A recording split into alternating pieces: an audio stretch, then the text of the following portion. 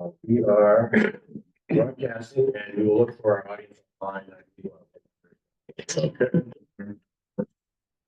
This is the planning board meeting of February 5th, 2025, and we'll start with roll call of the members. Ryan Bell. Here. Jen Bluestein is out. Alden Clark. Here. Thomas here. Jamie Penny. Here.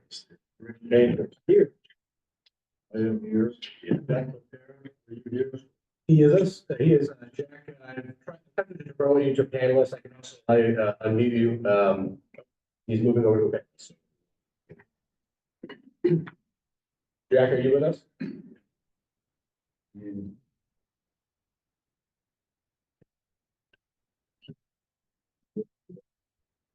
Jack, we can't hear you. You're on mute. Okay, can you hear me now?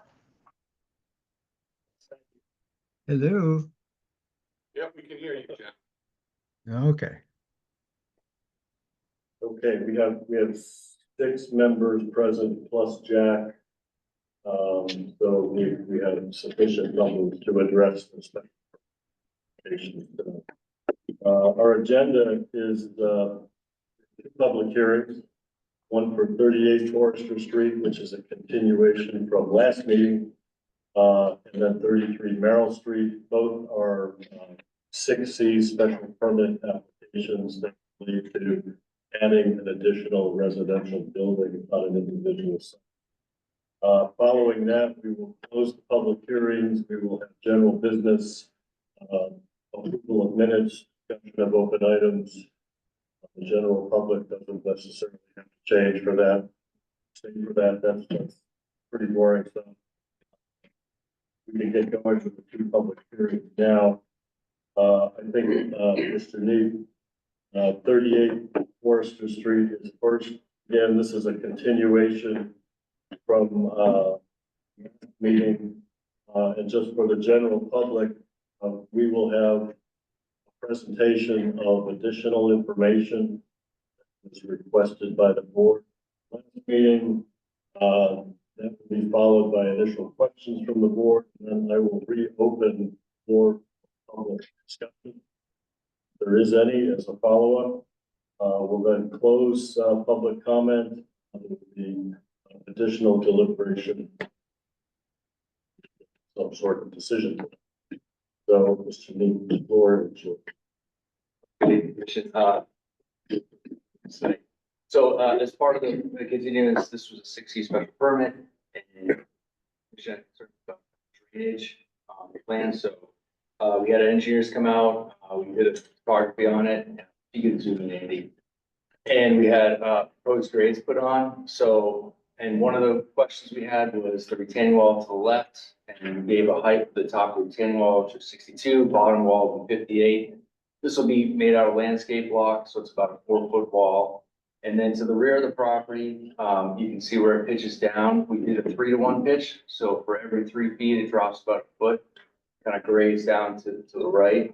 And on the front of the property, it does get steeper there. So we went to a 6-to-1 pitch for every foot, or every 6 feet, it drops a foot. And we kind of kept the grading in that right-hand corner on the bottom, consistent with what grades there. So that's kind of where the water wants to flow now. So, and then as part of it, we can add gutters and some stuff to hopefully diverse some of the drainage.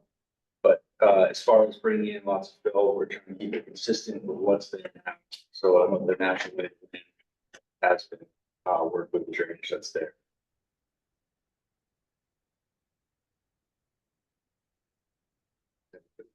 Questions? Yeah, question. So just so I make sure I'm reading it right. So the items, the grades marked in green are the new proposed Proposed. And so just to see with the retaining wall there and the proposed garage, the base of the garage is at 56.4. 56.4, yeah. And so you're actually cutting into the grade, the natural current grade there, and filling in some of it because it is grading up behind. Yeah, so that bottom of the wall will be 58. It's about a 1.5 foot difference from the bottom of the wall to the garage. So the garage will come up, so what will happen is it'll pitch slightly towards the wall. And we'll have some sort of stone there to help accept the water. Because we'll want to pitch it away from the garage, so we won't pitch it in. Pitch it in the garage. And then the retaining wall is coming lower as it goes to the. As it gets closer to the surface, it will get lower. Depending on how much we cut, obviously, we're gonna try to keep the natural lay of the land there as much as possible, so that we can use the drainage that's already natural. So, and we got the pitches really, 3 to 1 in the back, 6 to 1 in the front. What's addressed? So we're just football. And the water just pools. We want the water slowly to seal. And so you are taking away some of the current soil and things from the proposed new building side of the retaining wall. Yeah, yes, we'll cut it, so some of it will be removed, some of it will keep on.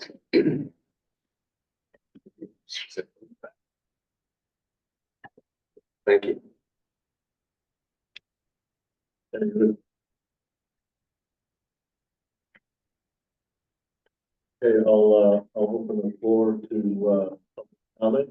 If there's any, just a note that comments need to be limited to approximately 2 minutes.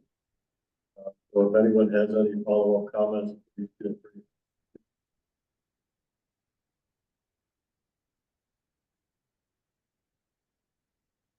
Okay, I think we can close public comment. Any other discussion? Just following up on Alden's question, so the proposed grade is 61 at the back of the garage, and 62 at the back of the garage. So that's almost 6 feet above finished floor. So can you go over again what's gonna happen there?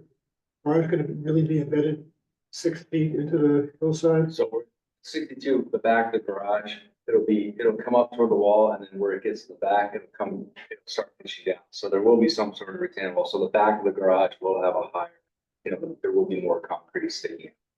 So, but not as, it'll be kind of buried in the dirt. But if we cut too much there, what's gonna happen is the water's gonna rush down. So we're trying to use the grade where it kind of moves around the garage and then slowly dissipates on the 3 to 1 pitch backyard going toward away from. I think you're limited by grades.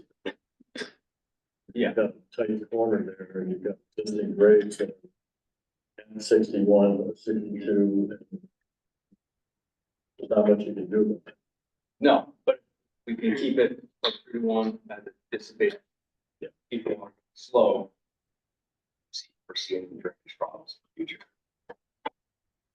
What's not apparent on your plan, and you can see if you drive past the property, is as you move to the right, grade rises up again, Right where the tree was. right at the property. Almost, there was a big tree there at one point. So, yeah, oh, are you saying far right where it races up there? Yeah, it's almost a natural swell there. Because the water kind of dissipates that way. And as it comes back up to the property to the right of 7 Stanley, yeah, it does come up there, but it creates kind of a path for the water to channel down toward the iron rod. But again, as long as it's not too steep, and we're not just trying to push all the water at once, as long as it dissipates slowly, see any problems. And we can always add, I mean, if there's a problem, we can add gutters to help dissipate some of the water. But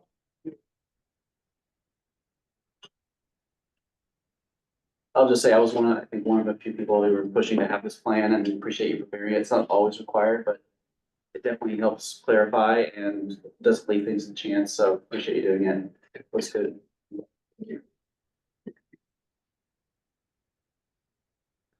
Any questions or comments from the board?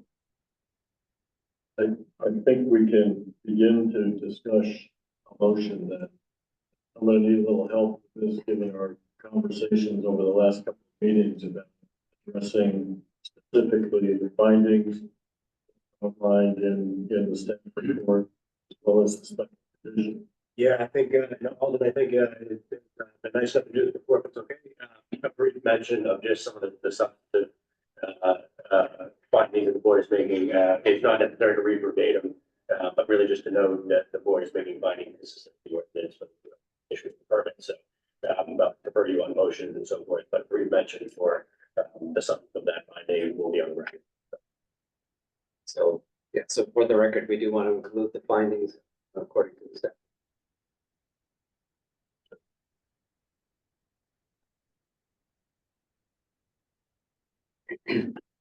For a motion, so can I ask for a motion? Yeah, I'll make a motion to approve.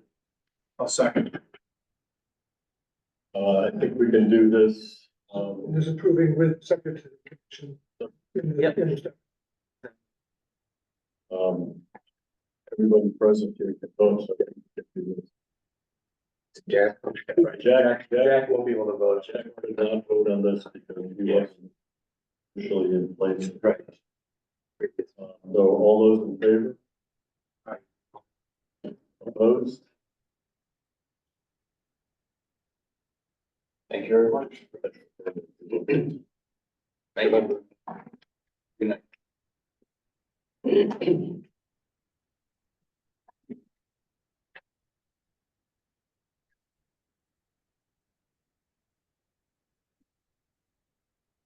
Okay, moving on to 33 Merrill.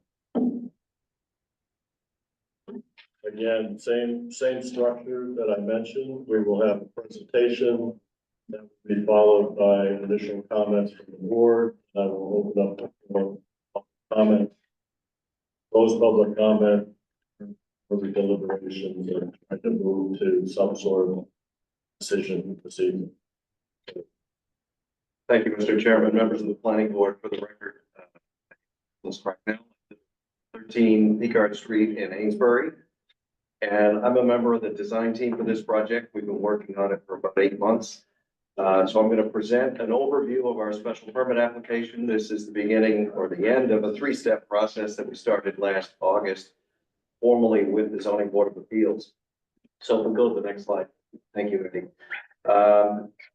So the applicant for the project is Stephen Lewis from Newburyport Properties, who lives in the west end of Newburyport. In terms of the design team, Scott Brown from Scott Brown Architects and Matt Landis, who is here from Scott's office. He worked on the design for the project in terms of the building design. John Hargraves did the civil work. I've done sort of the land use consulting permitting aspect, and Lisa Mead has prepared the draft preservation restriction, which was presented to the Historic Commission in December. And she is working on the exclusive use easement with the abutters that is included in the application and part of a byproduct of the zoning board variance application from August. Next slide, please. So as I say, for us in this particular project on Merrill Street, it was a 3-step approval process. We needed a dimensional variance. The lot was undersized. We applied for that in July, had a meeting, sole meeting on the 27th of August. Where we presented the application, received, I believe, a unanimous decision from the zoning board of appeals. We then proceeded to prepare the draft preservation restriction. We retained the services of an architectural historian to update the historic survey of the property. It's already listed as a contributing structure from the 1984 survey, but we had it updated and presented to the Historic Commission as part of a 2-part meeting in December. So we did part A, which was the historical significance of what I now know as the Hall House, the 1860 33 Merrill Street house, was deemed historically significant by the commission. So they entered into the second part of the meeting, which is under the DCOD, as I understand it, the review of not just the preservation restrictions for this particular special permit, but the roof line change that we were proposing, the alterations to the structure triggered the DCOD. So we did that in December, and obviously that brings us to tonight, presenting the 6C application to sort of consummate, hopefully close out what's been a really positive process with at least the neighbors and the staff and the board members to date. So next slide, please. So why did we end up on a 6C design? We certainly looked at other alternatives, but it was pretty clear to us in looking at 6C and what its potential opportunities were dealing with the challenges of this site, that it generated a lot of benefits. It reduces the nonconformities that this property currently has in respect to the existing land use, the density and the dimensional controls in the R2 district. We are proposing a 2-family use. It's currently a 3-family. The curb cuts are non-conforming on the lot. There's a lot of, they're very wide. There are 6 off-street parking spaces, 2 curb cuts, one rather large that 3 cars can get off the street on Russia Street. There are some structural encroachments that don't directly relate to the zoning, and they've been there for a certain period of time, but there's fences that cross the line. There are carports on the abutting property that encroach this property, all of which we work to resolve with the abutters. And importantly, when you look at the historic aspects of 33 Maryland, the Hall House, there are many non-contributing elements that like many houses over the 20th century, have not bettered the architectural character of the structure. There's aluminum siding, vinyl windows, don't be the traditional window pattern, brick steps and iron railings that in the 20th century, concrete retaining wall at the front of the site. So there are a lot of ways to give this building the respect it deserves, to bring it back to as close as we can, utilizing that structure to its original character.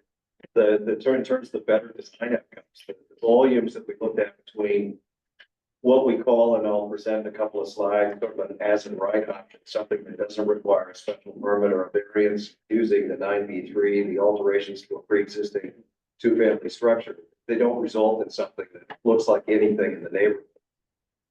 You'll see that. So I'll go on and you look at the image, but we tried to come up with a design under 6C that had similar building volumes as to what you could do with an as of right scenario, but come up with footprints, massing, scale, character, an overall design that was more commensurate with the surrounding neighborhood context. So that's included in this presentation. There's also some large trees, unique factors here. There's 2 large trees that really straddle the lot lines on both sides of the property. So they're challenging to preserve if you're adding buildings or adding impervious surface for parking. This is a 3-family, but it hasn't really utilized a couple of the parking spaces on Merrill Street. They're kind of grassy and don't get a lot of use. So everybody today, at least in the recent past, is largely parked up Russia Street. So the curb cut exists on Merrill. And certainly, if more people were to have cars that live in that 3-family, there's opportunities to expand the parking, which would impact those mature trees that the neighbors, at least at the time on both sides, felt were important to their quality of life, retaining those trees. So we think the 6C does that. We know it does based on the current design as amended. And then, there's some parking. I talked about the carport and the fence on 29 Merrill. That's just off to the left of that image of 33 Merrill. There's also very tight parking for the house next door that is sort of led over the line into 33 Merrill that we're also trying to resolve with the exclusive uses into the water. Okay, next slide, please. So our design approach, like pretty much all the projects that I work on, it's really important we start with a good understanding of these existing conditions. It sounds routine, but it's important for us to look at what is on that property from a land use standpoint. How do the structures and the lot jive with the zoning ordinance? And then that leads us into an evaluation of what design options. Obviously, you've got the market to support renovation or redevelopment of this property. Newburyport is a strong real estate market, so that was easy. So it's about looking at that 10,000 square foot lot, 3-family use, and the characteristics of the parking on that lot, and determining, what can somebody do with that property. It was purchased by Steve last year, and he assembled the design team. So we went through that second step, looking at the zoning code and said, these are your options. We really came up with at least 2 outcomes that seem feasible, the 6C being the second and the preferred, and the one we're here for tonight. So we looked at the neighborhood context, which was really important to it there, which of the 2 options made the most sense. Clearly, an as-of-right option is an easier process to get a building permit than going through for dimensional variances that, the DCOD, we still would have needed that with the dormer and the upward extension. The roof line change, but we wouldn't have needed the variance for the 6C if that was a better design outcome, which I think you'll see wasn't. You can see it that number 2 slide at the bottom. So we moved quickly off the as-of-right, so-called as-of-right 9B3 approach and developed a 6E design. I spent a bit of time talking to a majority of the neighbors that live in those homes. I think there's 28 or 29 abutters that I looked at within 200 to 300 feet of the subject property. I got to know a lot of them that were near the structure over a 3-month period last year, preparing for the variance and making a lot of changes, which I'll briefly scratch on here in terms of not just marketing this project and its benefits, but listening to people and making adjustments. Because obviously, we don't know everything not living in that neighborhood. So we made 6, 7, 8 changes as a result of that dialogue, collaboration with the abutters. And then lastly, revise the building and site plan to come into the zoning board. And then make adjustments at the historic commission and then here tonight. Next slide, please. So real quick, almost 10,000 square foot lot. We're in the R2, which is a 10,000 square foot single family. It's a 3-family use here, corner lot. It's got about 83 feet of frontage on Merrill, 116 on Russia, so relatively square. You can see it in the image. It has the historically significant structure and those unique features I just went over a couple of slides ago about the large curb cuts, shade trees, the encroachments, and what's great about these neighborhoods, as you all know, these traditional neighborhoods, is that the street build to line that often conflicts with the zoning code. But there are provisions to build up to it with an empty space. That's what we're proposing to do with what I call the Russia Street single family house that doesn't exist in this lot. It's built up to that build to line and that street wall to be commensurate with the character of that neighborhood. We've got 6 spaces. Next slide, please. So real quick, looking at the 9B3 or the so-called as-of-right design. We looked at that structure and sure you guys are familiar with it, but the 9B3 essentially allows a singular 2-family on a non-conforming lot to expand by 500 square feet of living area on each of the units. So 1,000 square foot expansion plus, any non-living space that does not create a new non-conformity.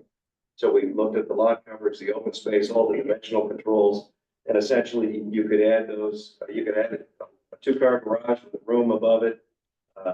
So a 2-story addition in 2 places for each unit, and you can still have a single-car garage or a shed back there and expand those parking areas. And that plan does not create any new nonconformities or intensify any existing nonconformities on the lot, which is only the lot area.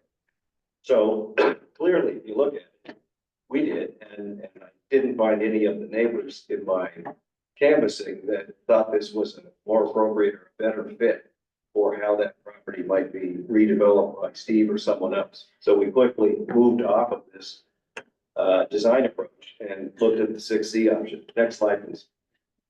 So these are some of the disadvantages, if they weren't obvious in the last slide, that the sprawling footprint and the massing of this sort of complex of buildings. These do exist in Newburyport. I think they're not the most favored way of doing expansions. I think a lot of us, including me, have spent a lot of time, a long time ago, trying to figure out how to minimize these kinds of outcomes. And I think the 6C is a great way to not have this be the preferred design approach of somebody in our position.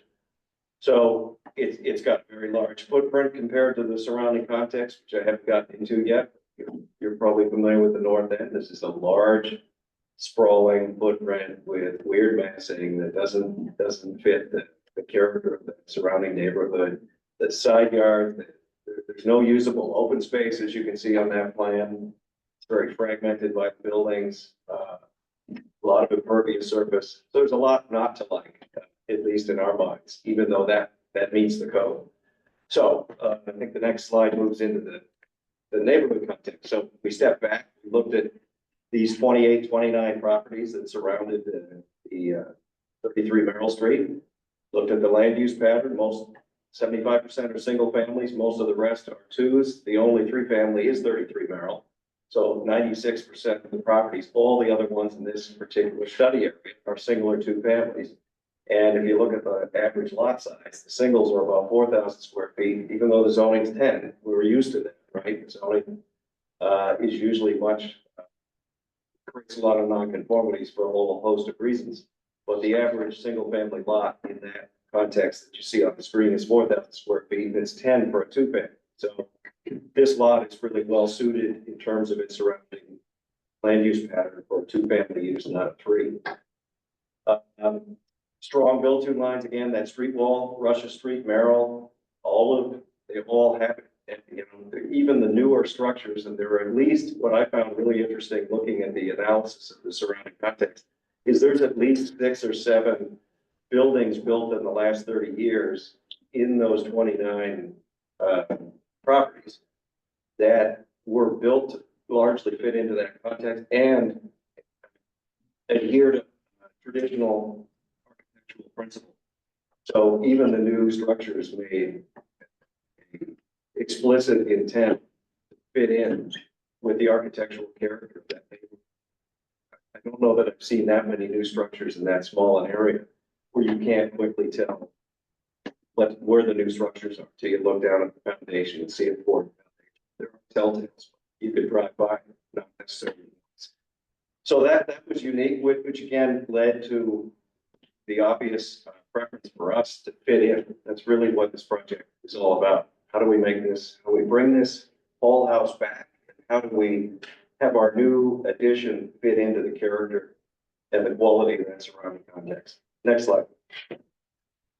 So the 6C, as what you knows, is really about 2 detached structures on one lot. So we had an opportunity here because of the shape of the lot, because of the location of the whole house, to really do the ideal 6C in my mind, which is to create 2 houses that look like they're on separate lots.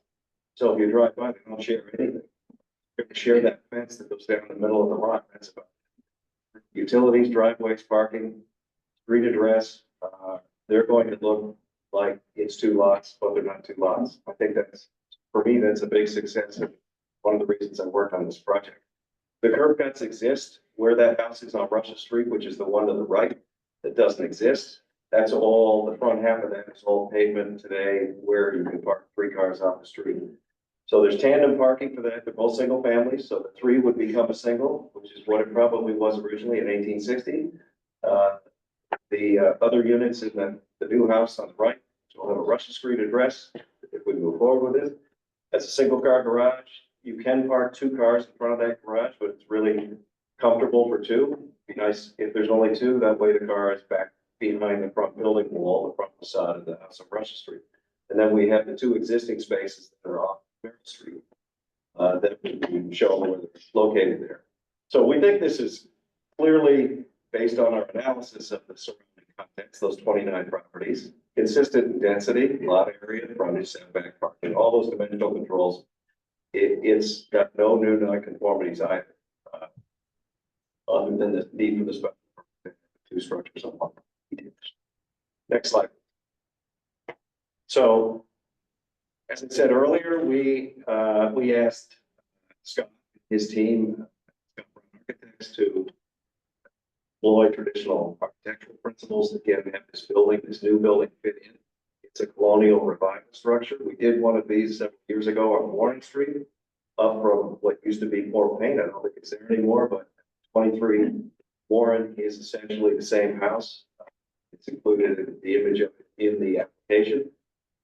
The historic preservation aspects of the restoration of the Hall House are a really important part, not only in the 6C, but also the project.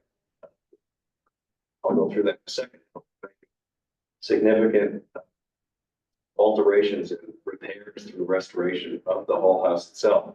The support to the affordable housing is the requirement of the $20 per square feet, which is almost in this case with a 2,400 square foot new house, it's almost a $50,000 payment to the Newburyport housing trust. Sure. But that's clearly an asset to Newburyport to do that. Be there. We're adhering to the build-to lines and again, really making an effort to make this look like two lots. And nobody's gonna know it's even a 6C if you don't live there. Next slide. There's the Warren Street house.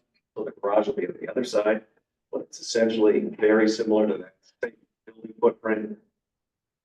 Garage is set back further on Russia Street than that one is on Warren. But, all those elevations were presented. Matt's here if you have any questions when I'm done to discuss any of the alterations, but we have elevations that were developed for all four sides of both buildings, as well as the outbuildings that were presented in December to the Historic Commission, approved as part of their PCOD approval. Next slide. So again, we got aluminum siding on this building, vinyl windows, 1/1s. They were 2/2s, most likely in the original building in 1860. It's what we're putting back. The stairs are non-improving elements, the rail, the concrete block wall, that's all being replaced. Some of those ideas came out of neighborhood input in terms of the wall, the stairs, and the railing. So it was a very productive process, especially the folks that are nearby on Merrill Street that are looking at this house, the front elevation. Next slide, please. So again, it's already listed on the 1984 inventory. We did a new Form B, as I said, and it was deemed historically significant in the first part of that meeting in December. Next slide, please. We presented a piece of prepared using the Form B survey, the preservation restriction, which did need one amendment as a condition of the approval for the subordination clause that Lisa's put in the preservation restriction. So they've essentially, the Historic Commission approved it with the condition, a couple of those minor things be added, which Lisa's aware of, that will be presented. Right. That's a condition of the approval, hopefully. So again, window siding, step balconies. There's a lot of stuff stuck on the side of this building. Image in this particular slideshow board that are not contributing elements. The balconies and stairs on the back, all pressure treated lumber. The alteration, so the roof line change, we've added a shed dormer. We've recessed it substantially from the ends, the gable ends of the building to hide it as best we could, but it's the only way we could get a code compliant stairway yet. And then dormer is being proposed and was approved by the Historic Commission to be on non-Russia Street side. Speak to that if you had any questions. So we do have a bay window we're adding. Balconies and stairwells. We have some door canopies on the back. The solar array has already been removed. Yeah, I think it was because it was not owned by the owner. Are we proposing to put another one on there? Only to prepare for it. If somebody wants it. Sorry, if you look at the elevations, you can see it dotted in there. Next slide. Okay, there's the dormer. So that dormer is being added. That's what the Historic Commission was focused on. That's on the Merrill Street side, not Russian. The roof canopy below and the bay window to the left. Again, that's the existing building. Those are the alterations. Those are the 2/2 windows. And you see the front facade with all the notes and part of the Historic Commission's review and approval in December. Next slide, please. So that's the whole house. The Russia Street house, again, is basically the Warren Street house. With all those details, fully over.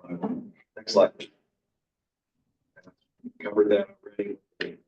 48,000 odd dollars that we will be paying if this project's approved prior to the issuance of a building permit. I'm not sure when that condition applies. Next slide, please. So back to the sort of neighborhood input. Well, I was out canvassing. We were originally going to take that tree down at the top there. It's a Norway maple, so it's an invasive species. It's on the line, but it does provide the neighbors a lot of shade. So we are simply going to trim some of the understory on our side. It's a very large tree, but it's going to stay.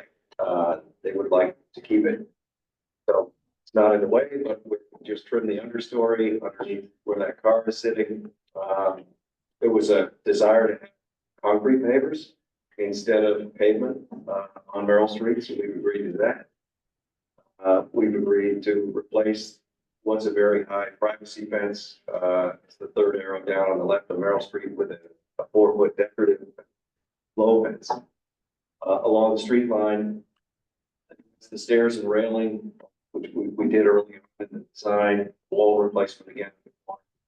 Replace the fence along the Russia Street property line with a wood privacy fence. Then provide that exclusive use easement for the land. Trying to remember, is it 269 square feet? It's not a particularly large area behind that fence, but the fence is inboard of this property about 269 square feet. So we've offered the neighbors to the north, 29 Merrill, an exclusive use easement for the land behind that fence, as well as the carport encroachment and a little bit of the parking up next to the house on Merrill Street. Next slide, please. I'm almost done. So these were suggested stipulations that I think we presented back in August when we went to the zoning board of appeals. The last one I tacked in because of the DPS department having a comment about any alterations to the driveway curb cuts that affect maybe a tip down or the panel on the left or the right, or wherever we're making alterations, that we will be putting a sidewalk. So yeah, we're in agreement to make the alterations needed for DPS to expand the sidewalks because our curb cut's going from 3 cars to 1. And if we have to repair the sidewalk edges, so we're going to do that. I think that was the nature of the comment as I read it from individual DPS. All the rest of that was presented back in August. Still holding to those stipulations to again give the neighbors assurance we're going to deliver on our agreements. Next slide, please. So we revised the plan to reflect those changes. Again, we did this after the August meeting. Only presented it in August and submitted it after. We have submitted a stamp survey plan with the site plan showing that I think 269 square feet, which is the exclusive use area. Next slide, please. Almost last 2 slides. So I went through the findings. I don't know that I need to read those. You have a chance to look at them, but it seemed to us like the project was a good candidate for a 6C special permit. So I'll go to the next slide, which is really our view of the public benefits of this project. We feel like it's very consistent with what I've already stated here, the quality and character of the surrounding properties, certainly in contrast to what one could do if one didn't ask for this permit. And it will have that preservation restriction that's deeded to the city. The city's the easement holder of the PR. That's an insignificant benefit. Any future alterations requires a trip to the historic commission to make subsequent alterations to the structure. I think it's a high quality building and site design. It's certainly higher quality than what you get with the so-called as-right 93 approach, or even what's there today. There's clearly a significant payment to the housing trust for one house being added. We're actually reducing a unit, so we're going from 3 to 2, and we're still providing as required payment to the housing trust. And the volume is similar to what you get in the 93 with a very dramatically different outcome from a design standpoint. And lastly, we're doing on and off site improvements, which again, wouldn't be part of the equation so much in a 9B3 or an as-of-right scenario. This has been a collaborative effort with staff, with board members, with the neighbors, and Steve himself who's making these improvements and underwriting them. I think it's a really positive example of what we can all do together to preserve trees and make this neighborhood it is today. So I think that was the last slide. If you have any questions for Matt, he's here as well.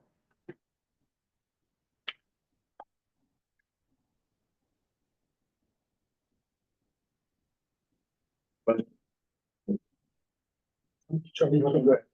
I actually have 3 questions.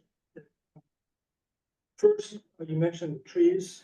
Yeah. And there's a tree on the property at 6 Russia. Yeah. The branches right now go more than halfway across the lot to the office. I'm just wondering if you're going to be limbing the 2 large branches here. The branches, even if you limb those lower 2, the branches seem to look like they'll still extend over the roof of the new house. So have you looked at that? Or? We we are gonna have to remove, there's a big lead coming off over the property. We've looked at it and it doesn't look like there's going to be a conflict. We're going to have to limb up underneath over where the house would sit, which should not damage the tree irreparably. It's not simple. But our intention is to have that tree stay there. The one that's most concerning to the neighbors is the Norway maple. But we're going to do everything we can within reason to limb that tree on Russia Street. So you can see it there in that image. It's understated, but that's kind of the canopy we're going to be looking for on our side when that is trimmed. But there's a very large branch, as Rick said, that's leaning out over the parking area that's going to have to be removed. So yeah, thank you for pointing that out. I'm not standing here to say we're not going to be making significant trimming of the understood. We have to. But you understand, you're confident that you'll be able to save that tree as part of this. We're confident we can do that. I don't know that we can guarantee that, but that's clearly the goal. Well, to expand on that, Ray, I'm looking at it. So is that currently, sorry. Is that currently pavement on the driveway or is that just hard? Russia Street side? Paved. It's pavement, so you have to excavate that. Yeah.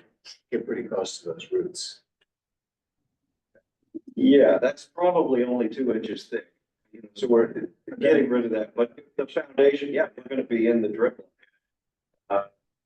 We believe we're less than a third of the drip line, which is kind of the rule of thumb of what you can normally alter. No one can, my understanding, until you excavate, you don't exactly know which direction things are going underneath the topsoil. But you can usually remove in a significant manner both the canopy and all without the tree done.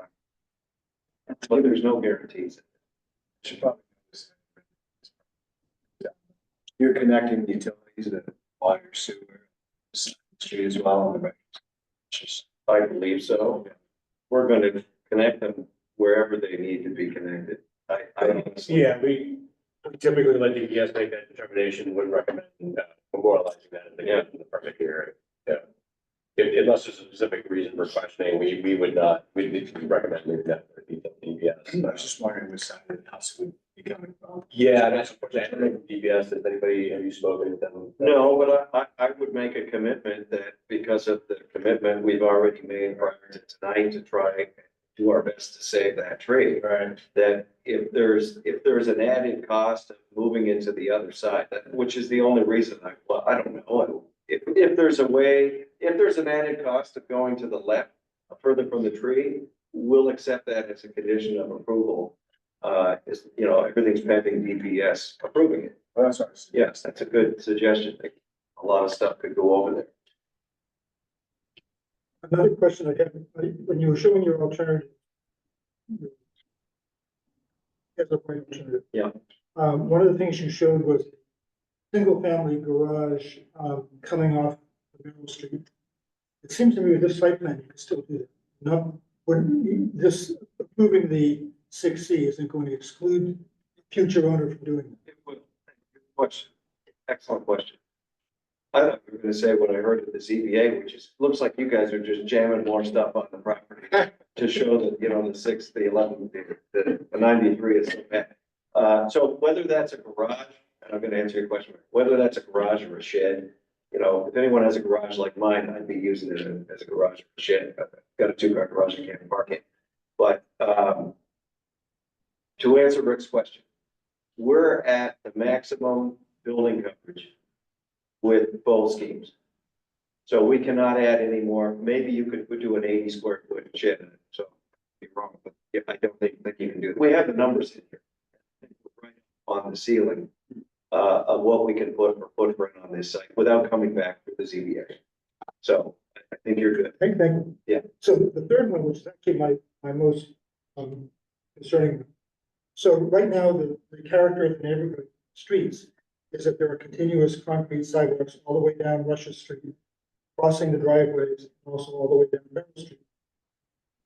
In the site plan, it looks like you're kind of replacing that with something else, the way the site plan is drawn. In other words, if you look at the, You pull it up. Yeah. Sorry, second. the site, let's look at the site. like the color. Like that. Yeah, so it looks, on the black and white plan, it's even clearer. The Merrill Street side, it looks like there's different material interrupting the sidewalk. And on the Russia Street side, it looks like the sidewalk.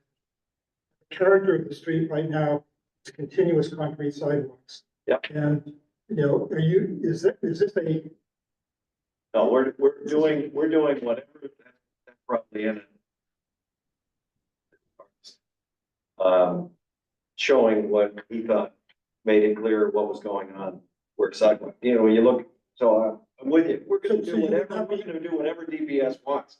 And if they want the concrete sidewalk to be the apron to the driveway, done, it's their real estate, not ours.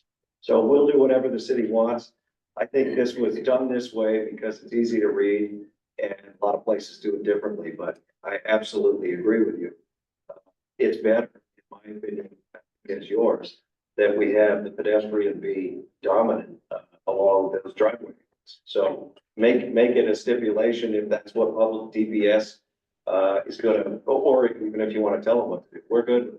it seemed to me from what DPS said, maybe it was in the staff report, it was something about if you had to modify the sidewalk, you would replace it going one panel on either side, which seemed to imply that we're gonna keep it. Well, I just want to make sure that you got it. no question. Makes sense. We could also. Yeah. Rick, are you saying that you're looking for consistent texture? Well, right now, the sidewalks are continuous concrete panels all the way down both streets, crossing driveways, which is really ideal, as opposed to lots of places in Newburyport. You've got this messy situation where there's paver, something like that, just, first of all, it looks it chooses their own site, but also it doesn't indicate that the pedestrian might be there. So I think you want it for safety design. You want to have. You're describing what just installed and the continuous, Yeah. whatever the sidewalk material is. Continuous ones, right? But if you look at Merrimack Street, it's a mess. Yeah, looking up in the application I gave you on page 5, Rick's right. There's a concrete sidewalk along Russia Street where all those cars are on pavement on the other side. So we definitely put that back. Thank you. That's all. Good. The irony is that they're going and fixing all that now, very next street, right? Making it all consistent. They're not. A lot of it is, especially like around between Woodland and Camp. Changes that become. One question on with the new structure, does the side setback, is that creating a new nonconformity? Isn't the side setback 20, is it 20 or 25 feet? And now it's 10 feet? Yeah, we're using. Right. Yeah, I mean, you're on your, It's allowed. It's not a new non-conformity. The side yard on the proposed house. on the proposed house. Yeah, I thought in If you the look- R2 district, I thought it was a higher side setback. I think it's less than that, yeah. There's a setback line shown on the site plan. I think you I might. know, it's 10 feet. I just wondered if that's what's. I think you might be recalling a larger number from a different, zoning district. Yeah. But this is an accurate depiction of the boundaries in that. Right, no, I see that. I just thought the number in the zoning requirement is higher than 10 feet. But if not, that's fine. I just wanted to read. And I think you're right. It's just we're not like going back and forth. Bishops, all that.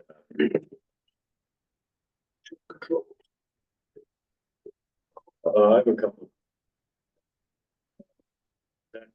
To the tree discussion, just to one last time address I'm concerned about. I assume there's a full basement in the new house. Yep. You're comfortable that you're in that 1/3 range of disruption to the roof structure So I'm comfortable, but I'm not in a position to guarantee till we get down. I'm asking if you've I'm looked sorry. at it, and if you've considered it, because the roots generally extend as far as the tree can. Correct. Have you and the design team looked? Yes, definitely, we looked at that. We've known we're gonna have a basement from the beginning. I do want to say, I think this proposal is very well done by the design team. I think this is very much in the spirit. One last question. When you first started your presentation, you were talking about some of the other required. And I noticed in the staff report that there was some documentation required as part of the ZBA approval. A letter from the abutter required. Yeah. Is that all taken care Yeah, of? we submitted that the night of the meeting, and so it's a little convoluted because I emailed it at like 5 o'clock, because I got it at 4:30 on August 27th. So if staff hadn't got it in their hands, that's the letter you're looking at. Should be attached to the CBA record, perhaps it should be attached here, you'd like to see it brought in the file here, right, is that your? I think Yeah. just because it's mentioned in the. Yeah, I think it's attached to the ZBA It record, is. but perhaps here it should be also reflected there. So it is on record, and I think most importantly, in reference to that letter, is the content of that letter was important enough for the ZBA to do that. Why was it important enough to do it? Because they were the abutters at 29, it's a 29 barrel, next to the Norway people. And we agreed prior to the meeting to give them an exclusive use easement to clean up the encroachments, right? Give them that land behind the fence. So that letter that they wrote that I got at 4:30 the night of the meeting and presented to the ZBA that night, it ensconced that agreement, and it was signed by them. So they got that. But importantly, as Andy is, I think, put in the staff report or stipulations, or I'll do it if it isn't, we expect the stipulation of this approval like that to require, prior to a building permit being issued, or whenever you decide to put it in the pecking order, that we're going to provide the city a written copy of the actual easement that we negotiate with the abutters. And Lisa's working on that. So that'll be like the most important piece to back up the letter from August. Thank you. So I have an answer to the question. I was looking at the two family. Well, it's actually very confusing in the way the ordinance is written, because it requires you to comply with the lot area requirement for two family, but side setback requirements for one family. And it requires each building to have separate and distinct rear lines with the zoning. And I think in this case, the hall 33 Merrill Street, even though it's Merrill Street, longer frontage is on Russia, so the side, both backyards facing away from Russia Street. Yeah, it is. You're right, the single family, because it's a single family structure, it's treated that way. It's two singles, it's the 10 instead of 20. It's a great question, because we struggled with that for the first 2 weeks back in September. So The ordinance mixes up single family and two family. There were some regulations for single family, some regulations for two family. Sorry, can you explain it to us? So, so if you look, the dimensional requirements say that, that the proposed residential density shall comply with the lot area requirements for two-family dwelling. So when you're looking at lot area, you're looking at the two-family dwelling, they've got variance. So if you did have a variance, you have to two-family lot area. Next sentence says, both residential buildings shall comply with both residential buildings shall comply with the setback requirements for principal single-family dwelling. So that's a 10-foot side setback, a 20-foot side. And then the third thing is that each of the buildings comply with the rear yard setback. And because of the longer, that's defines the rear yard setback. They're both of the setbacks are defined with respect to Merrill Street. Russia Street. The back garage within the setback. You can have smaller accessory structures that are under a certain size, can be located closer, and I think that's what we have with this garage. Yeah, so we're thinking about, Because it's detached. because the smaller building below is certain square feet. We're all learning stuff here. There's a fair amount of hearing of different provisions of different reports. They've evolved over time. I have a question. I don't know if anyone's set with those answers. All right, this might have an obvious answer, but for some reason, at 8 o'clock, it's not obvious to me. And I know you started this journey before the ADU, probably the state. Yeah, I did. Statute was even started. So I'm just curious, and you partially answered this because you said your lot coverage will reduce, you only have like 80 square feet more to go there. So, and it depends, I guess, on how the ADU ordinance is drafted. But my question is, the single family use provision, I would assume that means it's single family use with the rights associated with single family, meaning you can still do an ADU. If you could do an IMB3, you could probably do an ADU, but I'm just curious, something we'll need to think about both for this application and applications going forward. But my assumption is single family use means single family use, including the ability to add ADUs, right? Okay. I'm okay with that because although there's a lot to like about this application, the only thing I don't love is the reduction in units. Okay. But this still provides some optionality there for future owners, I suppose. And so with this particular case, as Nick said, you're right up to the maximum of coverage. So. The interior. So it'd be an It interior. could be an interior, you could do it attached. You could do it- So sorry, that's another good exercise. So this potentially, if you want to try to use the one car garage, you're saying that the lot coverage is too much. They've already exceeded or will exceed. If they were to put the ADU, try to put an ADU on with a detached, they couldn't do it. Correct. Not without relief, unless you're Without code, relief. which you're. Yeah, working. When you make they would have to be brought up to the principal structure setback, so this would not be allowed just as a right to go right in there. It wouldn't fit in the envelope. It wouldn't fit in within the envelope that's required. But you could split the home. Or the other, 2,400 square feet, you could have one in the basement of the. It was subject to all the limitations. No, we did not even think about that. What, right, you started before this was even an option. So. Yeah. But I just want to make sure the single family use stipulation doesn't preclude that, which will make me happier. I think it does. So. Yeah, I mean, we're referencing single family in terminology for the lots that are eligible for ADUs. Yeah. So these are treated as single family. So, Andy, we were agnostic, so know that before we speak, right? Whatever you guys do is fine with us. Does it make sense if you feel like Jamie, as a board, to be explicit that the intention is it's allowed here? Yeah, we don't care. Because you're maybe still drafting things, and they are single family structures. But I could easily see like this conversation in our own efforts to figure out what's the setback, this for that for this, lot, right? It could be confusing as to whether this is gonna be eligible for an ADU 5 years from now. Because it's a two-family use of the lot, not a single-family use of the lot. There's two single families on the lot. But they use the lot to two-family, you get what I'm saying? We don't care. You can say nothing, or say we could do it.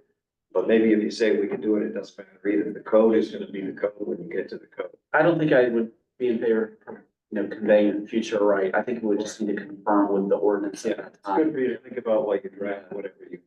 We should never know what's gonna come before us. Right. So, It's really interesting that this means that I gave an incorrect answer to an abutter at a previous meeting. If you recall, when the first hearing on Forester Street came up, one of the abutters said, could they split up the existing house? And we said, no, they can either do 2 units in the existing house or 2 units doing a 6C, and they can't do both.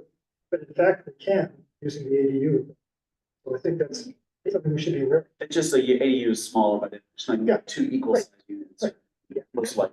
Yeah, sorry, I was missing your comment because I was just pulling up all of the evidence section. Like I say, it's worth noting, I think here, so that the first ADU on a lot like this, in any event, putting aside any other details involved here, the first ADU might be allowed as a right that beats all the setbacks. The second one still.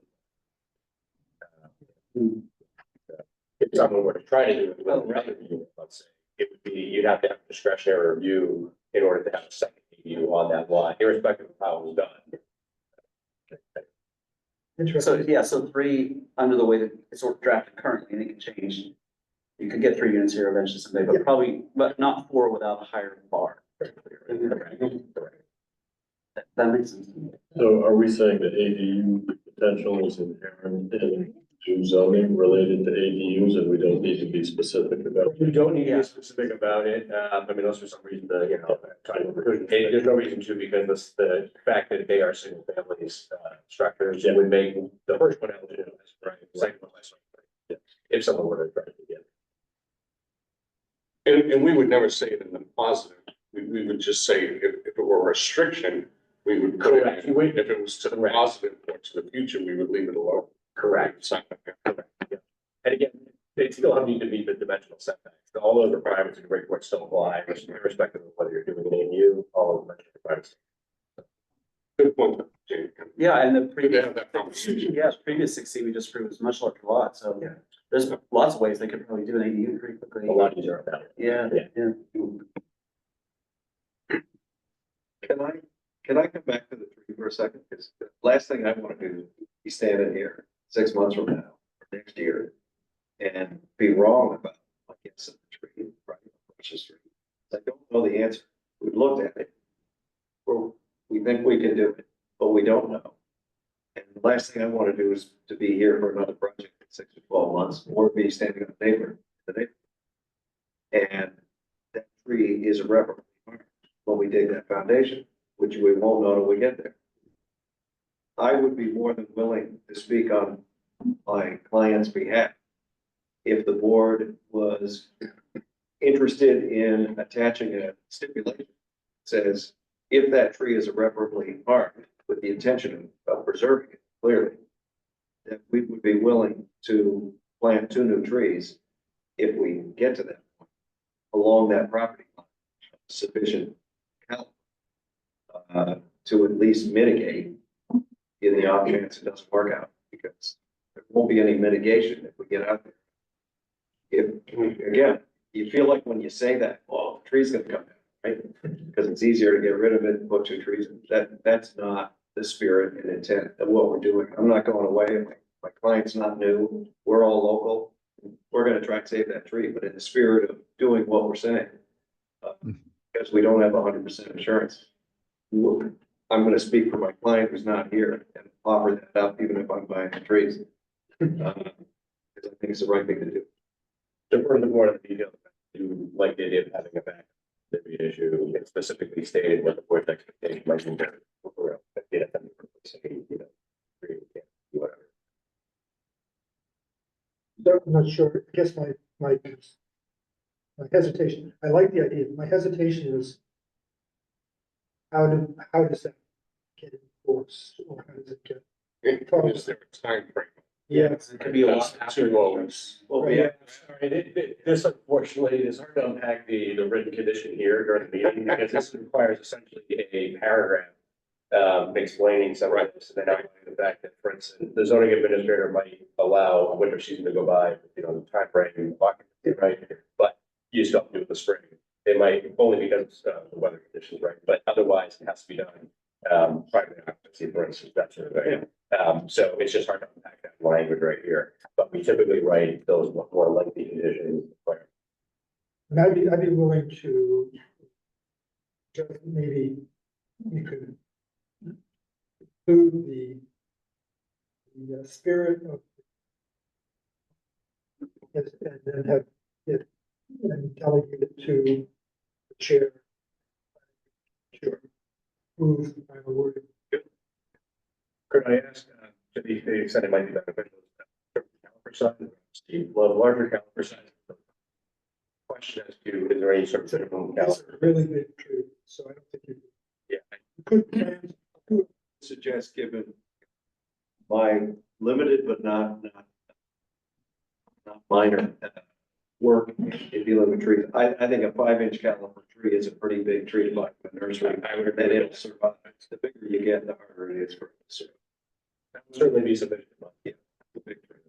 You just- Tree is standard fare when you don't look at it. Yeah, it's just one of those, you wouldn't want to, you know, you know, go anywhere. It's like a shrub, really. Yeah. We're not gonna, two trees are not gonna match the size of this tree. But in the spirit of it, they'll But eventually. if you put more there, they're not gonna match it either, because they're not gonna grow very, they need space. I think it's a good. Also, no, you don't own that tree, right? It's split between us. It's split, okay. We'll work that out if we get there. They're hopefully not gonna have to work that. Stay safe. And I would imagine you'll consult the tree doctor, right, and they'll do what they do, and hopefully they get. Because you can only do so much. We had a big tree Do that my we didn't, best, believe me. it didn't survive, but we tried everything in the world. That tree is probably approaching 80 to 100 years, Yeah. a silver maple. So, I mean, they tend with that shape to easily splinter and crack when they have those branching pattern. But, you know, that tree could survive 50 years, it could survive 5, given its age. But let's go for the 50. Any other questions or comments? Let's open it up for public comment then. Again, please come up, state your name, your address, and please try to limit your comments to 2 minutes if you can. My name is Deirdre Lamusta. Purchased 6 Russia, just the direct water to and I wish that you could put that up so that you could see how the Could plan you is. speak up just a little bit This one? into the mic? Okay, sorry. Should I start again? Yeah. Okay. So my name is Deirdre Lamusta. I purchased 6 Russia. The closing date was September 19th. So I missed this activity in August. So I'm new to the neighborhood, which I like very much. And the tree that you're discussing is my tree. I'm getting upset about it. It's right on my driveway. So when you look, do you have like page 5? Sorry. Application? Oh, the application or the, Because I copied it because I just want you to get an idea how this build is going to affect me at 6 Rush. There is going to be built a huge 37.5-foot house, 10 feet off my drive. So that, yeah. Basically, this new build is going to take away from the left side of my house. I say I bought the smallest house in Newburyport. It's 1,067 square feet. The lot's 4,400. The house is 16.5 feet tall. So it's very there. You can see it there.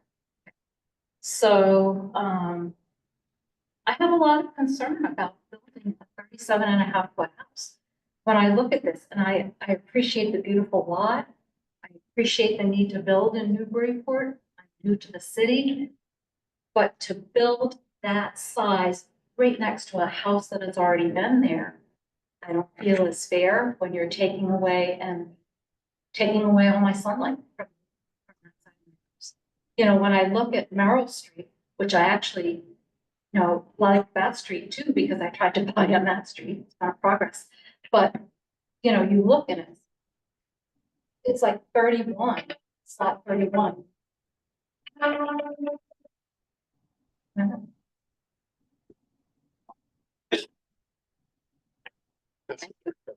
But when I look at this plan, and I respect the immense work that's been done, although it's at the fact, I've never even met, I've never even been spoken to by any of the team to discuss this, to discuss my silver maple. You know, and I don't think that's fair. I think I should have been included in this because I feel like it directly affects me. The other people were spoken to, they're getting an easement. To me, when I look at it, Merrill Street, they should put the house right there, 31, and have the backyards above my house. And then they can do their driveways and their garages, but my sunlight, my daylight won't be taken away from me. My house is a 16.5-foot high house. He's planning 37.5 feet. And it will definitely alter that block of Russia, I mean, you sound like you know it very well. It's very special, you know, Newburyport is a city. You know, there are a lot of houses, but on that particular block, there's some breathing room. And I just feel like that should be respected. And I feel like my feelings should be respected on how he's putting this. If he was building a ranch, which would be, you know, maybe not like the historic home, at least that wouldn't take away all my daylight, you know, my tree, my silver maple. I mean, I love that tree. I'm very concerned about that. So I hope that you consider it when you think about giving approval. I'm not saying don't build, I'm saying build a smaller house, put the house where it should be historically, right at 31 and 33. And then I think there'll be a 10-foot difference, which is what he wants to do to my property.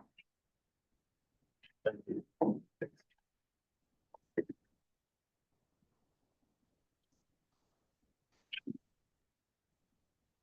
Any other comments?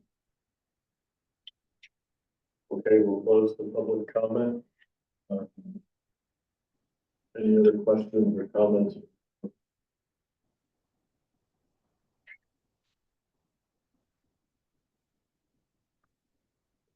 We have a number of things that have come up, I think, in terms of considerations. One is the utility location connection from Russia Street to the, whether there's a conflict with there's the concrete sidewalk, curb cuts, inclusion of the letter, part of the ZBA approval. And if we want to, there's further discussion about green dedication. That's what I have written down. And I understand the one. While what works for the chair. Right there. Even that, reading those up. Can I just, I think the vote deserves to something said, acknowledged. So, you know, I hear your concern. Unfortunately, a couple of problems. One is that we're quite a ways down. And I know you're new to the community, but quite a ways down the process here. The planning director and I had met with Nick and discussed this sometime. Before he went to the zoning board, and the zoning board granted the variance. I would say that I have a, not that it affects this application, but I have a concern about the extent of the variance. Basically, they basically capped a lot of it. It's not like a margin. It was basically double the density of autos. But but that be that as may, that's the way the variances work. So I don't think that project as proposed could be done, the project could be done on the Merrill Street side. That's, I think that all of this would need a whole variances from some building separation as well as the rear yard requirements. So I think that in order to do this project, put a second house on the lot, even if it has to be the Russia Street side. So the question is, can we restrict?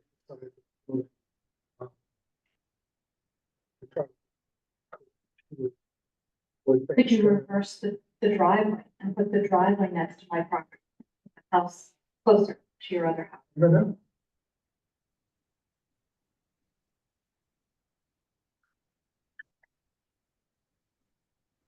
And then the tree would not be near the basement. It would just be a driveway. Separation of buildings. I think you'd run into a building code issue there because buildings have to be separated by a certain amount.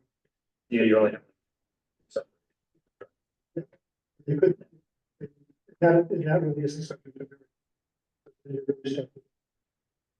The driveway is on Right there. adjacent to the property. The tree that we're talking about is shading that driveway when, north is to the top of the plan here. So any kind of westerly sun late in the day, The tree is at the very end of the light bulb, would come right over the road. And that's my bedroom. It's right there. It will definitely be a. But the tree too, I mean. Could you just flip it? I mean, there must be something that, I would like to have had this conversation before this board meeting to talk about. I mean, I'm a major abutter. And I was never reached out. I don't understand, because he said he spoke to all the abutters. I think it might have been a timing issue in what it sounded. Could I suggest something, Mr. Chairman? Because I haven't had a chance to meet the address. I'm on your list of abutters. But to be clear, it's not a but you're right. The legwork was done here prior to September, preparing for what was the high water mark of this application, which is getting a dimensional variance. And Jerry, your seller, and his wife across the road were a big part of the outreach. But I understand your concerns. I'd like to suggest what's probably a de minimis change, but I think everything is cumulative. I hear your comments, Deirdre, and I would first like to clarify, when you look at the site plan, the rear corner of that house is a long way from the tree. The tree trunk is shown essentially in that little circle, right? So you can use that as a proxy for the trunk of that tree. What you see on that plan, maybe can move the pointer to it. It's more or less the trunk of the tree, and the majority of it is on Deidre's property. The branching pattern, as you can see on page 5 that she was referencing, goes over both properties. And the Massachusetts law allows you to trim a tree of someone else's ownership of the trunk. And in this case, 60% of the roots, 40 of them are on the subject property. You have the right, Massachusetts, to trim that tree when it's overhanging your property. That's not anything other than I think so. Important. The back corner of that house is 10 feet off the line, which is that tree is about 14 feet off the line. Again, the 4 feet matters, right? You're about 14 feet where you're cutting the trench for even if you did a garage there, you've got a 4-foot frost wall and a footing 5 feet down. You're taking out most of the roots in a tree like that are in the area of the cut. So it's not a basement that's going to have any different of an impact than an accessory structure in that general location. And as you guys know, accessory structures can be 6 feet as of right off the line versus the 10 or the 14.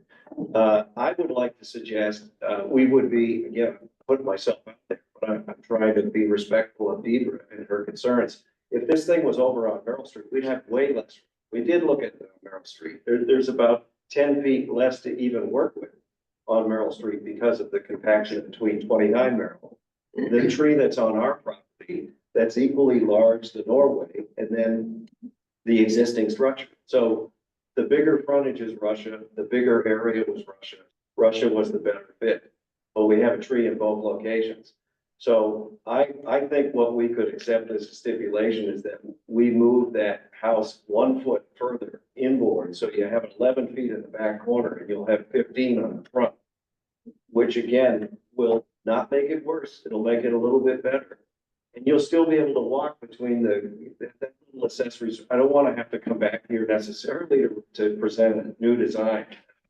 But I think we could move the garage 1 feet to the top of the page, which is west, and the house 1 foot to the west, making it 11, probably 15, but let's go with the 11. We can see the number on the page, which will make things a tad bit better in respect to light. And the house is 29 feet to the ridge, not 37. It's 25 feet to the midpoint of the code, but 29 to the ridge. And the ridge is, as you know, has a gable end. So It's 25 feet to the midpoint. Again, I'm not trying to say there are no issues there. This is the pain of doing these kinds of infill projects. They're often imperfect. But we're certainly willing to make these minor but not hopefully insignificant adjustments on the fly here. We think we can deliver them. And I don't think that's gonna have an adverse impact unless Andy does on any of our prior approvals. That's what I was gonna ask, that doesn't adjust your. We didn't get a variance, you know. Yeah, I don't think that would affect, I don't think it would go back to ZBA for that adjustment here. Yeah. Again, the first board idea on this. So the proposal is we go to 11 feet where you see 10, which would probably get you 15 instead of 14 thereabouts from the tree trunk to the front of the house. And we'll move the garage also 1 foot so you can walk between the garage. If that's helpful.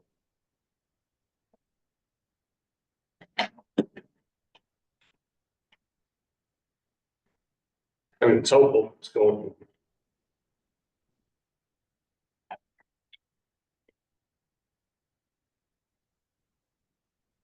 Mr. Chairman, can I speak again?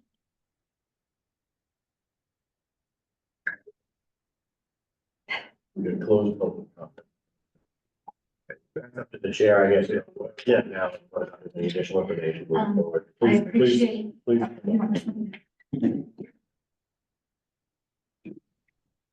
I appreciate the attempt to, alter it slightly. Don't know, I don't have any counsel with me. I haven't had enough time to get counsel to try to see what I can do. If the house could be made shorter. I mean, we both own property now. I feel like we both have equal.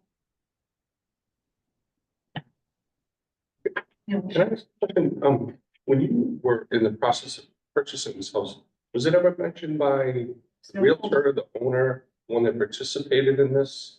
That's why I was so shocked. I got a letter from your board saying, would you like to come to this meeting? What? And that's when I closely read the work that had been done, which was amazing, and saw the height of the house overshadowing my little tiny house. No, I understand, but you can understand from the applicant standpoint. They went through a whole process over Before. 9 months and so you're surprised, and I appreciate your surprise, but that, and he's trying to compromise, right? He's trying to say, and it's not 38 feet, it's 29 feet. So you picked up 11 feet in height you didn't even know, so. Well, I couldn't read, I mean, I read it all. No, it's okay, but I'm just saying, we're here and we're trying to be fair. It will still be shut, definitely. Yeah. It'll be, it will make a big difference. Yeah. I wasn't here in August. I was never approached after August. I think to say the Mosesians may have, contributed to the conversation, but they're not living there. I'm living. So, So I don't know what the answer is, but I just, like I'm new to the neighborhood. I couldn't reach out to other neighbors to come and support me. They don't even know me. Come and talk about it. understood. And I just want to add to the record what it's worth for Deidre.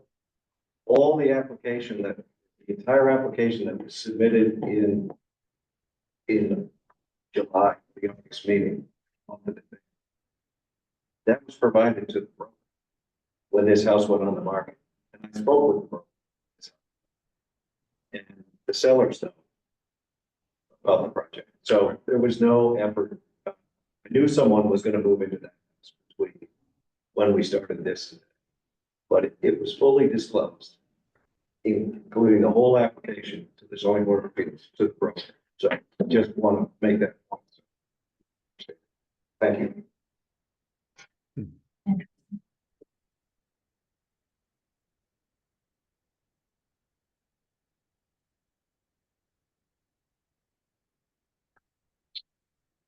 On a motion. Doing.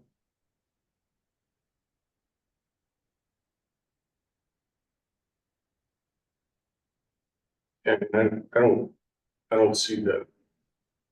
I don't see that there's anything else we don't know in this case. So I don't think that I don't think a continuance is gonna help any of that. I think we have enough details that we've gathered together to take a vote. Is the way I would see it, but I'm open to have others. And I agree. I agree.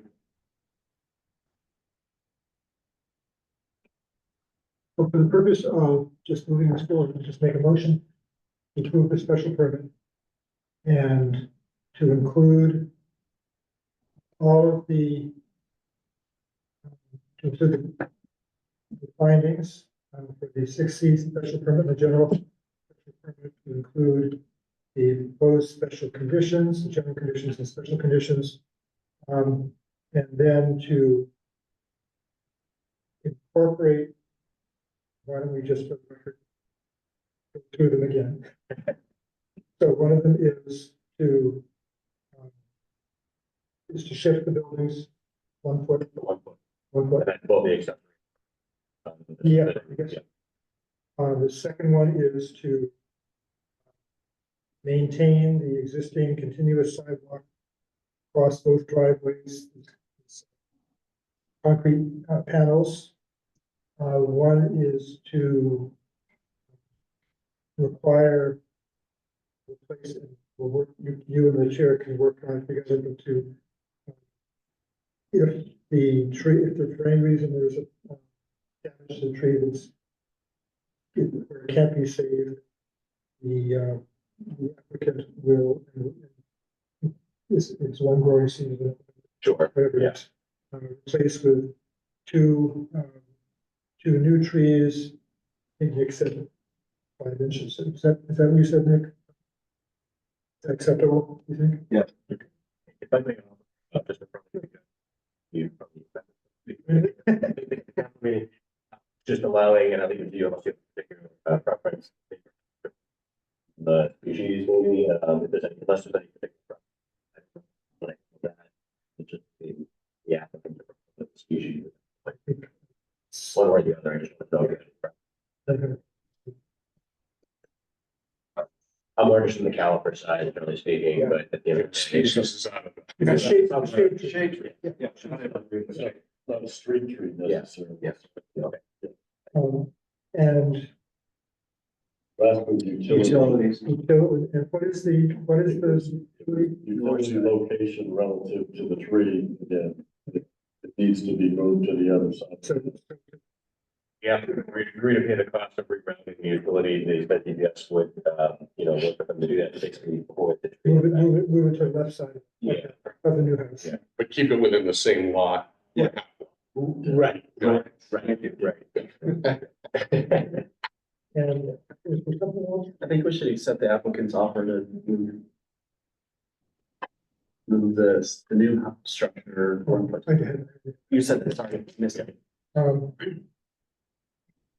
there something else? So that's my motion. Second. So Jack, you can vote on this. So I'll do this. Okay. Okay, I hear you. Brian? And it's not here, Alden, Yes. John, Yes. Jamie, Yes. Rick, Yes. Jack?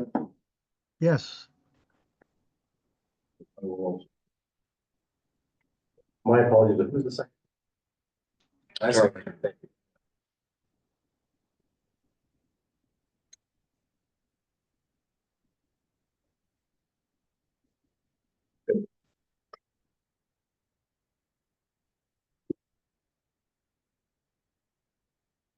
work to do. You have some motion. Yes, yeah, we'll work with you, Bob, to draft that in the office, and get the written decision with the clerk's office, but obviously, I can get that right. Thank you. Thank you.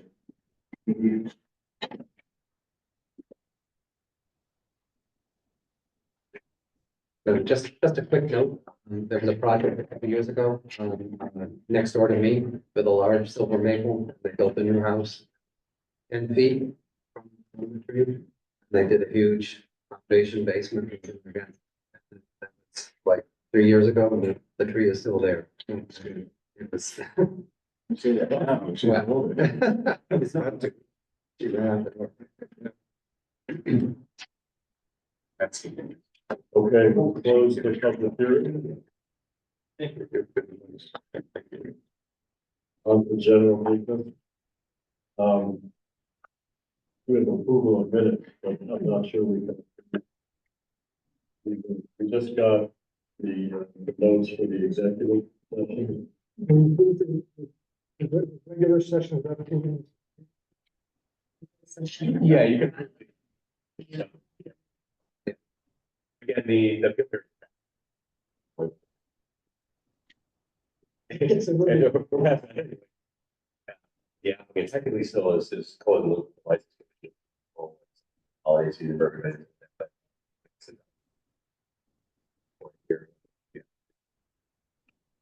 So on the 19th, I did. submit the comment. 9:18, you said.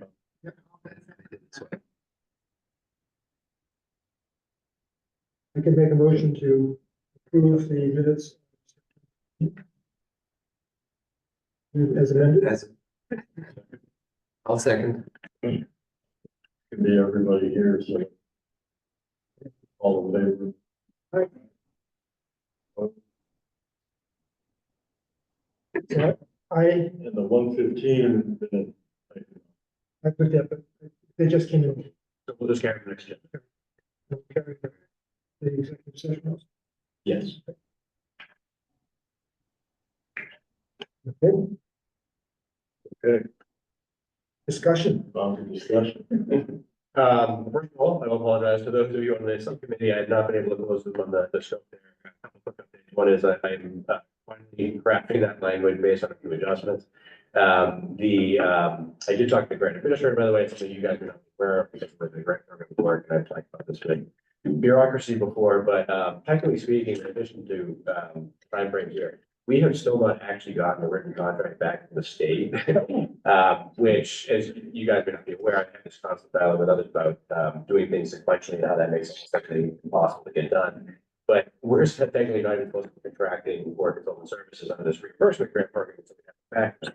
Anyway, I had reached out to the grant administrator saying, I still haven't heard anything back, and he said, I'll close that loop with you. We're still trying to get that loop closed here.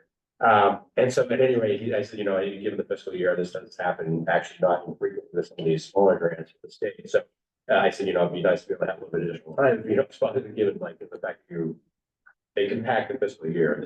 This actually has happened on a number of occasions I've seen where the fiscal year, you don't get the whole fiscal year. So anyway, so he's understanding that we need more time there. I think it sounds like he has some other grants that are supposed to get their own internal bureaucracy, closed loops, formalities like that. But he's the person that generally speaking making the call. It's really just an administrative step. One of those things. So at any rate, I'll have the subcommittee, and again, I'm happy to send all the members. So I don't have an issue if anybody wants to read out, that I know it's the core group that we just spend time on it, but the scope of work for the service is to have them help us do the visioning, they're sure to wrap up and define blocks and mapping and whatnot. We want the sort of traditional neighborhood block and whatnot. And then phase the zoning, it's obviously spec, but permitting there. But right, obviously use so again, apologies, I'm not a few things that we do. Well, unfortunately, now a file block on the island, which is going to consume unfortunately some time.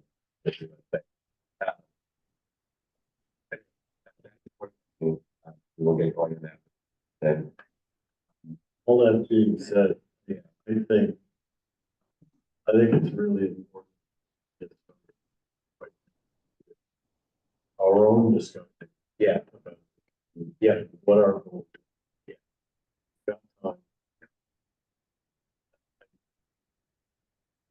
I would really like to dig in.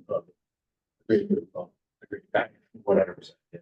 To that point, could we just see the proposal? I mean, not even to comment, just to know what it is, to kind of think about the process. Let's go. Yeah. Yeah. Yeah, we do it in parallel, you know, and then if we have to yield because we know something in the future that we didn't anticipate. Yeah. It's not lost work, it's just doesn't get it. Yeah. So do you have a sense of what the new timeline might be? I think he's talking about another year. Because they tend, as opposed to doing like a 6 month, well, they might do that. I don't want to use that. I just was pointing out the. It's just like a, you know. So when do you think you'll know? See, I'm thinking that it'd be helpful to know not just the work, so schedule meetings and, like public meetings and so forth. Right, so one of the things that you'll see in there, and this is based on what the council gives me for dates on there, for instance, like this, we know your date. And so you talk, more where we can, use. We can do that. The schedule in there, obviously, is something, but the more important ones, obviously, we're not expecting, based on the budget, based on the available time frame. We're not expecting to attend many more regular meetings, but working meetings. So, that's the expectation there. I do want to leave a little flexibility to work with them in the timing, but obviously knowing your availability, that definitely works. Being able to work on a basis definitely helps. But the primary piece there, so every week, just meeting on that regular schedule. Morning, just, but then circling back. I'd like to chime in and be at those meetings on, but that's too much. City council meeting, but I'd like to circle back. You at every meeting as well as the like. Can I try to get that? Is on that would be able to attend meetings as well, so that we have the point back. Maybe we're trying to get as much feedback as possible and buy into the overall package as well. I did also have a conversation about it, just keeping up to speed. And just to sort of thing on weekly meeting. Yeah. It'd be nice to know the milestones, like in June, we're going to see our first draft or something, or, just to have something that would give us, a sense of, or something to aim for. I mean, you could have. So we don't know that, is what you're saying, we don't know like when the ultimate deliverables done and then we can back the plan into when we should know. No, as of right now, based on, other than the discussion I just had the last 24 hours with the grant administrators, I guess. We don't. The timeline is June for the deliverable piece and the text, obviously, I'd be working primarily on, but the text of the ordinance, the visuals being the key thing, we're getting the consultant to show what this area. Basically a map, right? Refer to it like a master development plan essentially, so that we can try to recreate the report that we have, on. But that's the time frame right now. I was hoping based on my exchange with him, given his right. State had the. And typical, always something. All, that you're in the, you can't get right. They say that. So, again, I don't know if they're just things that. But I just think given the frequency of our meeting, given the kind of input, engagement with the. This is at least 6 months. Right? To do the job. Starting from now, we're already beyond June.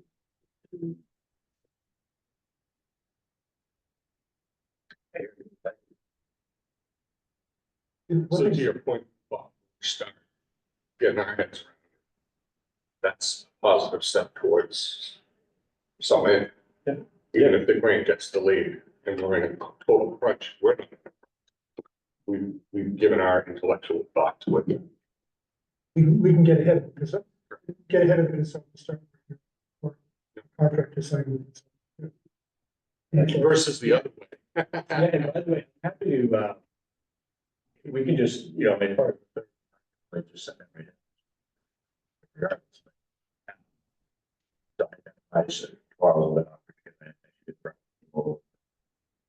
But if we start next Thursday. So let's start next Thursday. Yes, 100%. Yeah, definitely. Actually wanted to do it this week, it's just that it got huge. No, don't worry, so you don't have to apologize for it, you see the dilemma you're in, and then, like you say, if we get a draft of whatever your working draft is. Yeah. We can wrap our arms around it between now and next Thursday, we'll Yeah. be at least down the road. Right, we have some directional arrow towards what we. There's a new potential model. Somebody shared this with me, the Burlington. You know that? Yeah. They just adopted a couple weeks ago, a mixed-use innovation district for the Burlington Mall area. And it's four overlay districts to do mixed use and do a work, life, play kind of stuff. I think we should look at that as a possible model. Something. Just the mall. It's the area, so it's includes the Burlington Mall, Coles, Burlington Square, and Burlington Marketplace, and converted into one new, well, it's four different zoning. Increases one overlay. And it sounds like exactly what we're talking about. Did Linfield do that when they did that? Play? I'm not sure. Just. I did some work on the Linfield after that, 15 or 20 years ago. I don't know, they, Where the Whole Foods is. yeah. You're not talking about. Yeah, there is. There's a little, Not, there's a I little, don't, I don't. To the degree that we're. it's a. Not the way we- residential, not mixed use in terms Well, of. that's what residential. Right. You're saying residential with the issues. Yeah. I, correct me if I'm wrong, I think we want to aim for the true mixed use, so to speak, practice, right? Yeah. So, yeah, definitely, agree. I like the vibrancy, but I don't think we want to have them totally separate geographic. Well, they have a skating rink. Sorry. No, I think we should. I put in my driveway. I think we're talking about a level of density. Yeah, that's right. Well, that will be difficult, I over time, that will be difficult in the discussion, just in terms of, we have a certain idea of what density we could do, we have very different options, but at the end of the day, knowing the project, if that is coming forward, people have defines any sort of, discussion, how many units might be projected in the future. In this scenario, that doesn't bother people. We sort of think about making that, percent there. Not, changes. I mean, through there, but that can sort of point, or sort of thing will be some less for you, less for us. That might be more so for this account. But that to show the changes can be like what address easier to.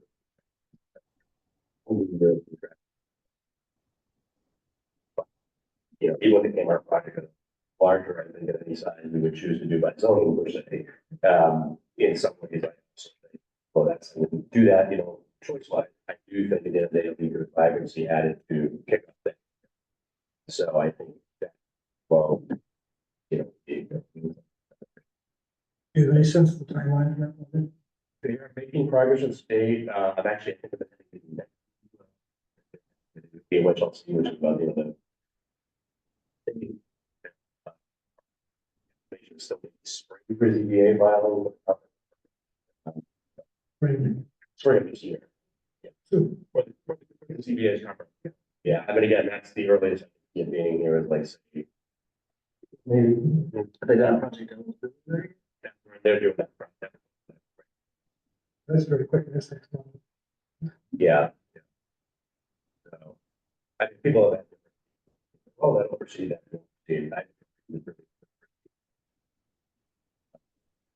Well, it'll be good to know.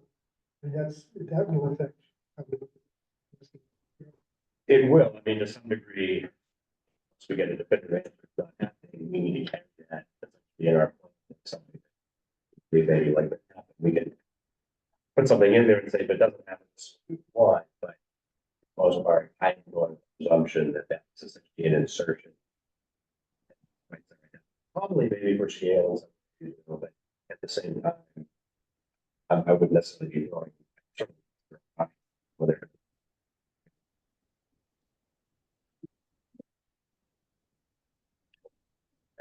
yeah, available in that market. it's more likely that. Something in the back block might be taking, by the speed. Could be a good thing, because it could, if it changes how people look at the area. They say, the things around it, even if they're not attaining that density. People may say, oh, 3-story.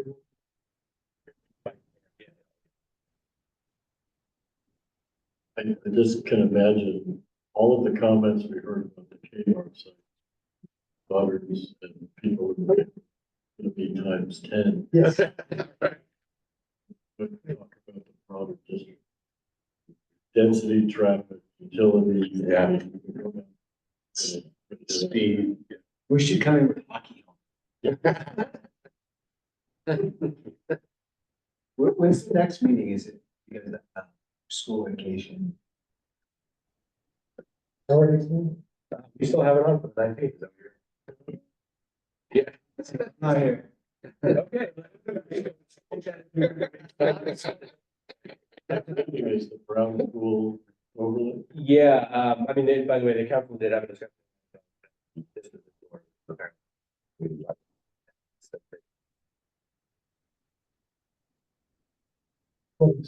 The zoning here. Yeah. No, yeah, sorry, the council just. The order to sell the property, in parallel with discussion. And I think about the zoning. You see it, right?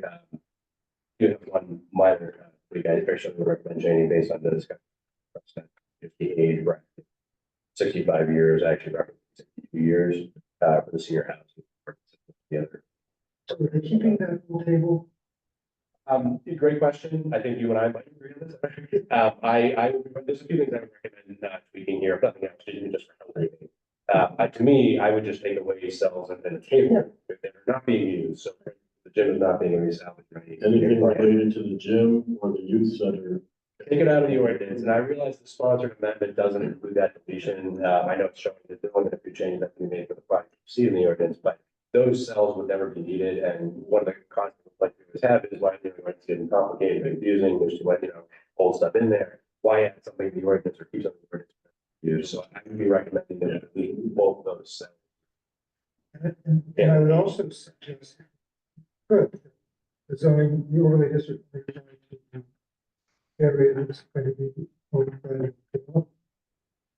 Yeah, and I know you would mention that. I don't know if my reaction to that was I agree from an ideal perspective, but at the same time, it doesn't make a difference to me in the day because it's somewhat being the same. So we can do machinations of space and say the whole Brown School District includes the park space that will remain in the Brown School. Or we could just say the Brown School Overlay District now only includes the parcel we're selling and the park is no longer part of the Brown School Overlay District, but I'm not as concerned because the sum result is you're gonna do the same, all that.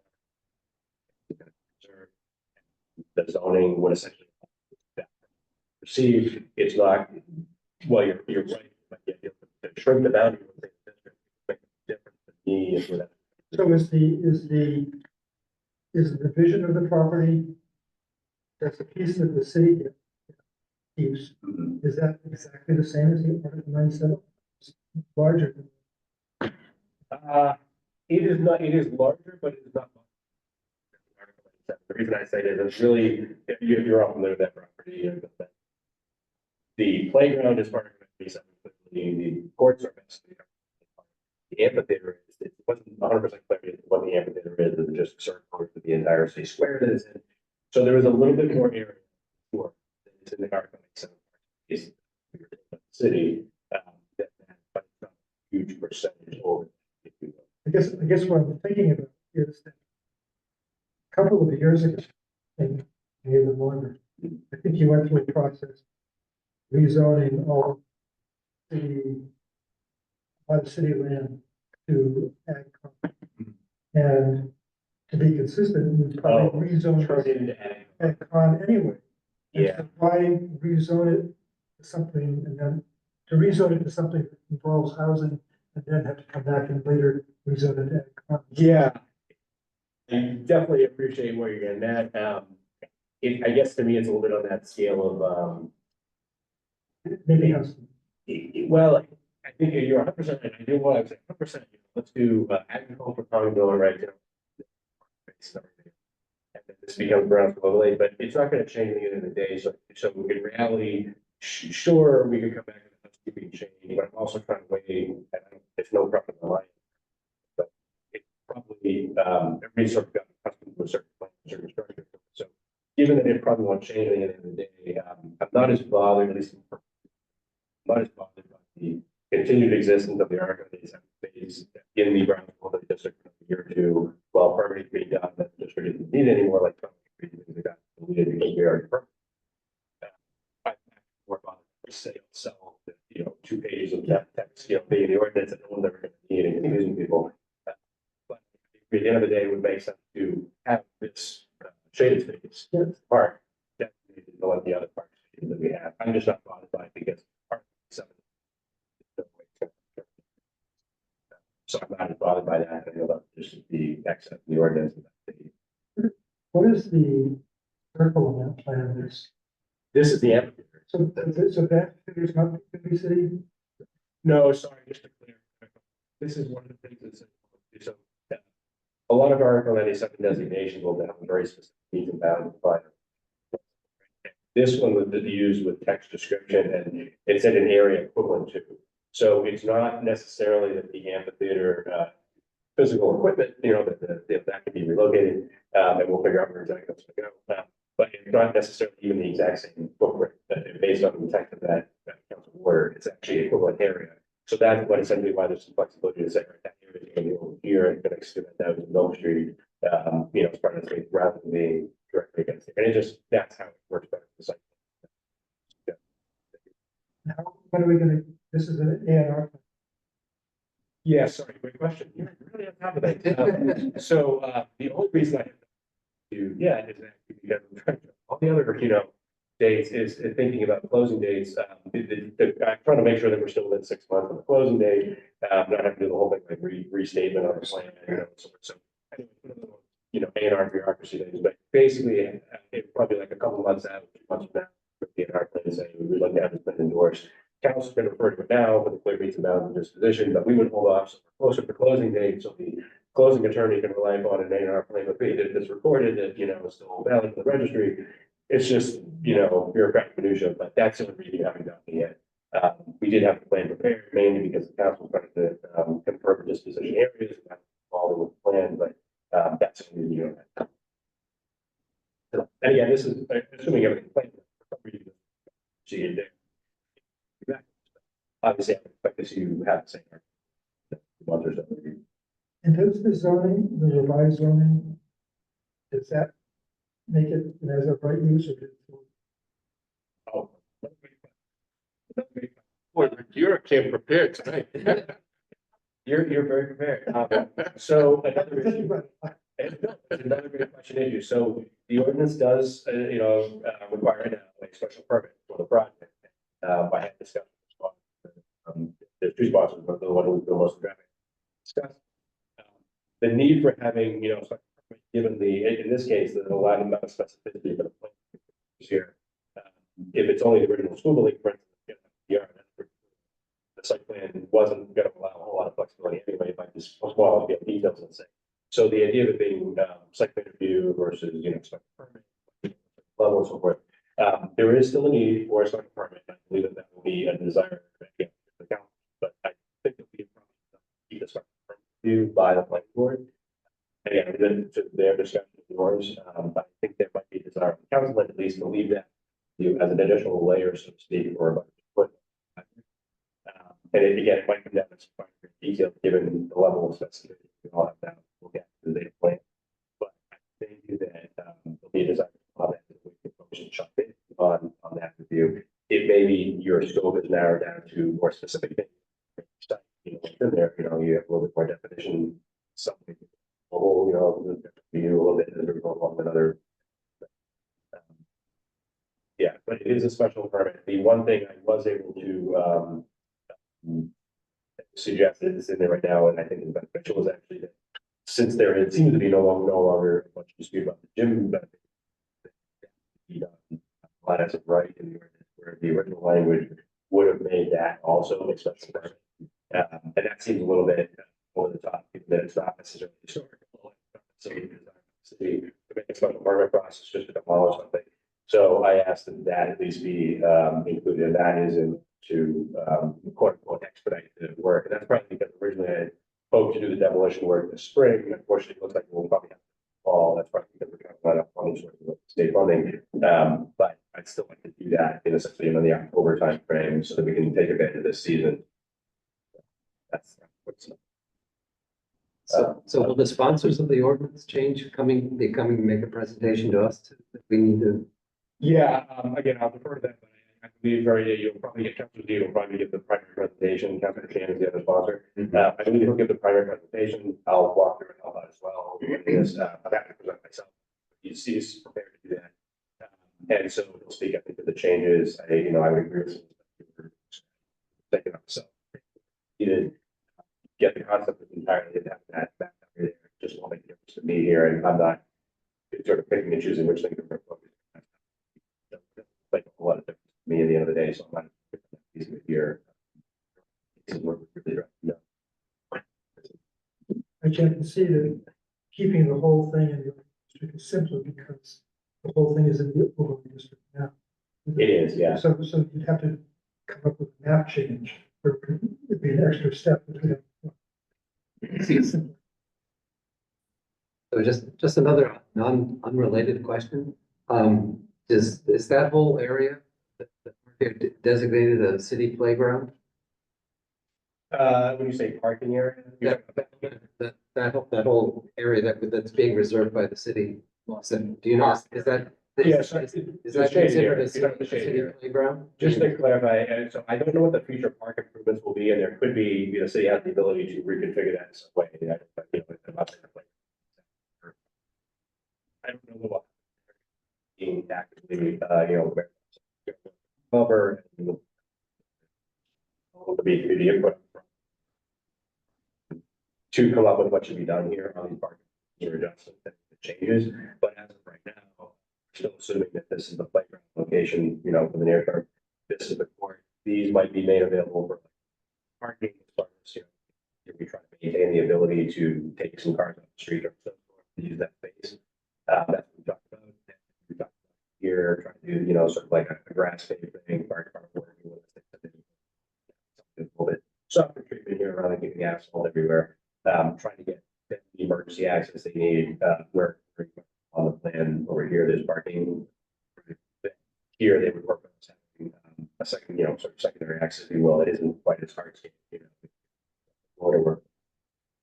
But this area here, it's not exactly what we're here. It's more sort of like a soft landscape area, maybe some grass, things like that.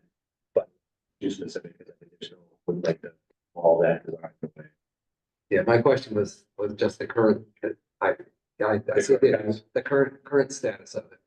In light of the park department's declaration of February 1st of not allowing dogs on or off leash in city playgrounds. Oh, sorry, I don't know. I can't speak too much to that. Yeah, I didn't think it would, I was just curious though. Yeah, I can't speak to that one too much. In terms of park space, I mean, technically speaking, the article that is seven space isn't like, it wouldn't necessarily be captured in this area right now, the way it's, this would make it 100% clear where the article. We don't really have that right now, language. So to the extent the Parks Commission is speaking to parks and what's going on there, I guess technically speaking, they might be speaking to the playground and the courts. One could say the circle, it might be in the circle, but. Yeah, I was just curious because I don't recall if there was the article in the newspaper about the whole playgrounds, and I don't recall them mentioning the Brown School area. Well, I think the reason that and I don't know if they couldn't apply some rules there, but they don't actually have, it's not underneath their umbrella as a city park that way. If I'm not mistaken, I don't think it's listed as a city park yet because technically it's still underneath the city council restricted from the school department. I think perhaps with Rick's comment about changing the zoning district over it or something, something like that, but it's never going to be in open space. I think you will see at some point, the argument that you see here transfer to the Parks Commission, and if you get we're actually is the Brown School building or both. I I think this will be transferred to the park commission jurisdiction and listed the others as a true park commission jurisdiction, where right now it's technically under the mayor and city council. Maybe I answered the question. Well, that's fine. Yeah, just back on the whole overlay district, is there any concern with the fact that the change they're proposing for the ordinance reduces the guest parking down to one space from the previous 4? I understand the spectrum of concern about parking. I have lesser concern about generally because I talk to the, and, that's sort of, recognizing that these don't. It is, a question of concern for folks to discuss, but you work with it. So I went to a specific number for each of those cells, if you will, or calculations. On totality, I think it works here, so I'm okay. I'm not defer to you guys if you want to talk about different ratios or splits or that sort of. I just saw what it was referencing the guest parking. Yeah. It's just down to one space. Yeah, and there isn't in the plan right now, although there would be potentially still parking in those courts, right? If it's off season, there isn't any public parking like spaces being preserved, so to speak, in the R27. It's like. I just, wondered connection because they're proposing some community space In the building. in the building. Yeah. They have requirement that any events there should only be for local residents. It can't be a very sizable space. Just, based on the number of unit counts available in the building, and even just the discussion, it would not be a huge space anyway. Right. So there's definitely you could have a few people showing up and displacing part of the street, maybe use that space, but it's going to be a small enough space that I wouldn't expect to be a huge demand from people unless they're meeting in small groups, because they probably try to get to things like the senior center, smaller space first. I don't think the space that they'll be able to provide, especially, there's no building addition, it's just the original ground floor building. Right. They won't have very much to, Still less than school. yeah.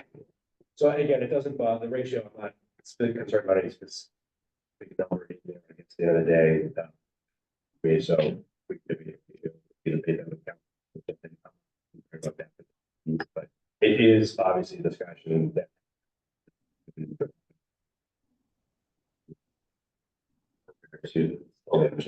Will that be part of the special permit discussion, or that all already be decided? It will, but the ordinance will already, if it sort of passes, you wouldn't be able to say, we're not really saying we need more parking. Yeah. I think there's case law to support like a real, push on something like that, but you have to have a really good rationale to say it's not workable without that. I don't think that would really work. I think, given the council's determination of appropriate ratio, I think that as long as the plan is that ratio, that's where your question. No, that's what I'm saying. It's already been decided. It's already going to be decided on this. That's what I'm saying, this is your point of input. If you have any input, do it on the ordinance, because the ordinance will probably, it's gonna dictate what you can require. Well, my statement that I made kind of, like in a flip way, but, not more substantially detrimental would be compared to its former use as a school. Yeah, I can't see any reason for denying, again, just like the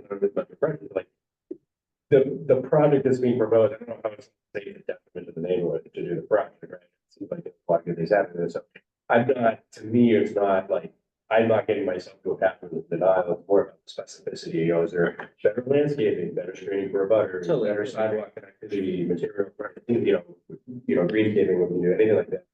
But it's not like again, you think you track, a lot of like decision to make in terms of disposition, but there's a lot of clarity as to the overall layout. So, On the same page. So, it's been a long time getting to this point, so.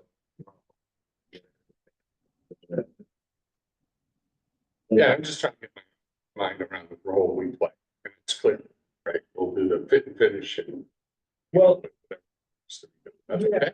Believe me, a lot of hard work went into it by a lot of smart people, Yeah. so it's not. I don't know, it's a good thing, it's just, That ratios, like I said, that if there is a concern about a specific number, or whether it be parking. This is the time to input to your point, to your question, because you might not be able to dictate those things for yourself. Get the ordinance basically, the applicant's eligible if they do that parking, right? So I'm sorry. if you have any concern there, something you think does it.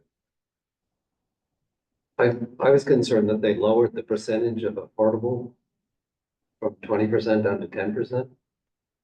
No, I'm not sure we got that. Minimum senior affordable units, the gymnasium raised. They're changing it from 20% the units to 10%.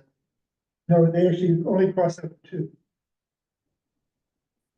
They changed it from 20 to 100. Oh, They only crossed up to 2. okay. You're looking at the market? Yeah, Sorry, I was trying to figure out where we were getting. yeah, it is crossing out like the 2. It's hard to read. Yeah, yeah. That's fair. That was the thing, was just making sure, I think it makes sense to make the numerical adjustment from 65. Yeah. That's fair housing, so it makes. Yeah, sense. yeah, and that's the minor, you know, we should include that. Oh, Good question. There's so many overlays. It's everything. So the draft ordinance says that demolition of gym is exempt from the demolition control overlays. But demolition of little accessory structures or additions, is not. I mean, is there any reason why those are still subject to the demolition control? overlay? yeah. No. Because this is only dealing with the brown. Looking at paragraph top. Sorry. Addition of accessory structures or additions such as those added to 5470. Yeah. Permitted through special permit. Yeah. In addition, you don't need a special permit for demolition of the gym, and that. So why is that first paragraph? The 5470 and 75 additions not exempt also? I would think that you'd want to exempt, it.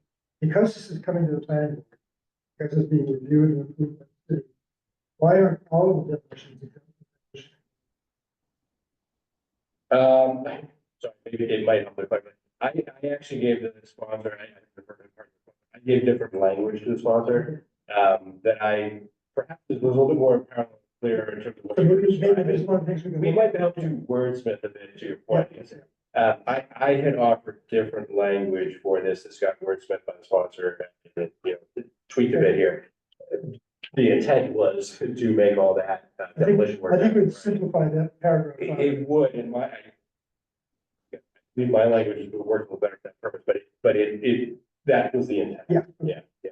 And I had suggested different language that was making it very explicit. All of that was all So right. we can adjust that. I can even, maybe I can make a point of just, we can include the staff report, I guess, in the report.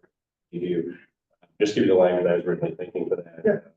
You know, along with 65 and 62, the excess. But I think that could be worded differently. Again, I did choose different language myself. So, Isn't DCOT 75-year structures? This ordinance was making it clear initially that everything was gonna be subject to this process, and even though I think even if you took a step back, people might say, is it really need to have some? So these, you know, from sort of these. I'm just saying, if they buried the 1957, it could be demoed by right. Two more years. I think it's, I think I'd rather give one special Yes. permit than 2 special. permits. I mean, you guys the language I we can see how that compares and whether that addresses it. Different.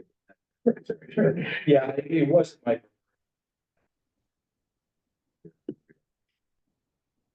That's just how my language is.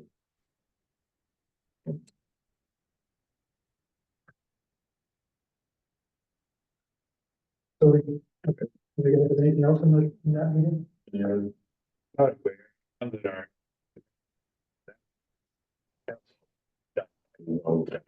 I'd like to, you carry. So yeah,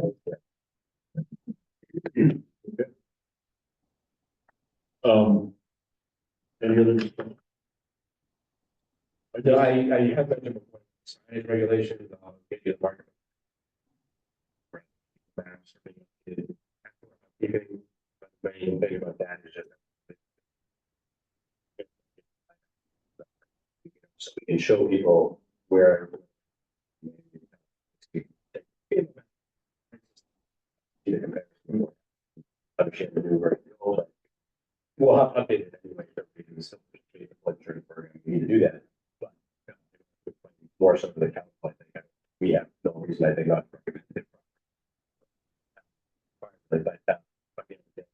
Show people where those changes are, you know, and I can't, you know, control those people land. Civilize, and we see obviously being adapted to, you know, saying so. So we're just trying to make, that now, that I think it's more of a keeping thing other than the fact that like the communication may, you know, be agreed by around. You know, team that does that, want to take more analysis, dispute it, and then go to the whole process. Math amendment, which can take time. It's actually proven very valuable to many of my clients when they go To change it? Yeah, to change it because they suddenly are within the flood zone. Insurance, it's, you know, significant. Yeah. So they'll get an elevation certificate. Yeah. Here's my question. So we're not, FEMA maps are coming out, changing all this, we're updating our. Yeah, it happens every percent. So we end up having, you know, you know, every time they were loading maps, we have to be consistent with the new boundaries. There's a few text changes, but they don't ever change anything, you know, significant or something. But we have to update the text of our ordinance, new map. Tile numbers, you know, but we want to get it online. So here can actually see what that means.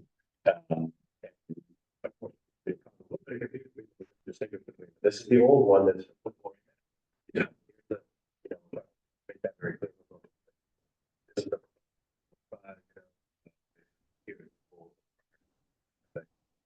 And then we have steel garage projection. We have to do that. Try to make sure it's visible in a way it's a little hard, I think, depending if you're trying to. Understand that, please, if you're. So are they very different? So that's what I'm still looking through right now. There are a few adjustments to the question, but I want to understand how significant those adjustments are. So, It'll be interesting to see if they are significant in any way, whether they start hitting our future sea level rise projections, you know what I mean? yeah, it doesn't look like they're doing that. Definitely, you can see the creeping, you can see the, Is it gonna be 10 or 20 feet or 50 feet? yeah. It seems to be sort of disappointing. You had mentioned that New England development is coming before the council. The Yep. city talk about development. So originally when they did that, these proposals and the flood maps changed. They wiped out like 50% of what they had proposed approximately. Yeah. So now I'm wondering, so we're back 10 years later, that's gonna happen again. Have you looked at all? Or? No, I haven't.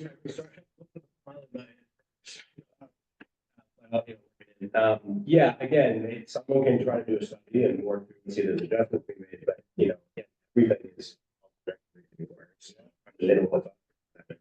So the reality is it becomes harder for time to make things work, you know, begin because everybody wants things to get high. Conversation I heard, when they weren't acknowledging. Yeah. They were questioning what the projection. Yeah. Yeah, the question was like, is it responsible? Sorry. And obviously we don't want to be contributing to future hazard conditions, knowingly, you know, for something that can be right in the hazard. Later. So we're trying to, you know. Okay. So back to the meeting, so do you need a quorum for the next one? I'm not gonna Be away. Yeah, and again, if you can, for some reason, if you're not here, you can. Not that I. Yeah. There's no, you don't have any, Nothing to vote on. a requirement, all we need is. There's an AR, and I think we're doing it just because it's a day. We just need 4 people. Yeah.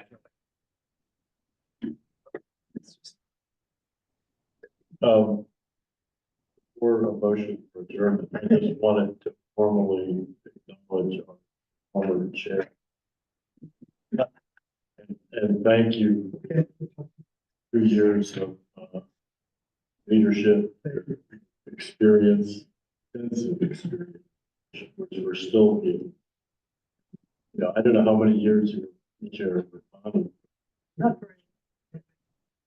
you had a tremendous impact. And you're a tough act. Did great. But I want to thank you.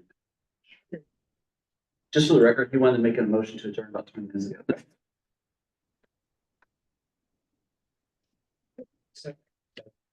Only about it. So with that, I have a motion. I think it was new Jersey. All those in favor? Aye, You know. roger that. Where we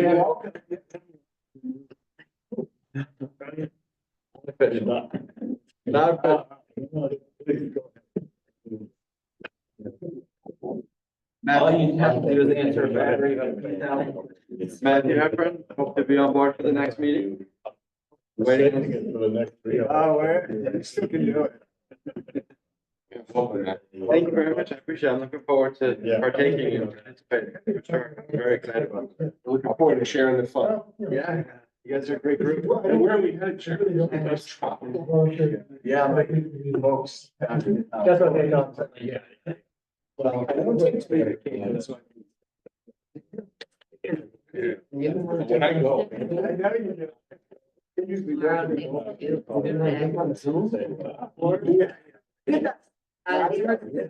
Especially with this. You can do that.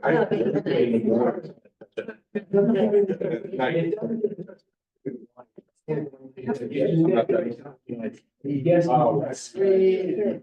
That's not I just followed it up. Yeah.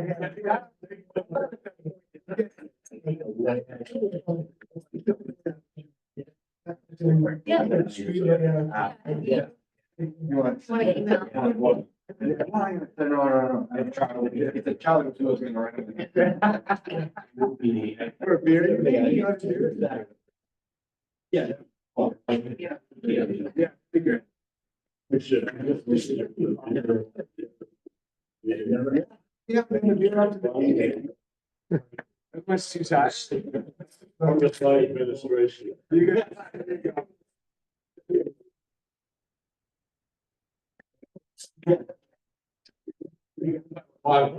Water tables.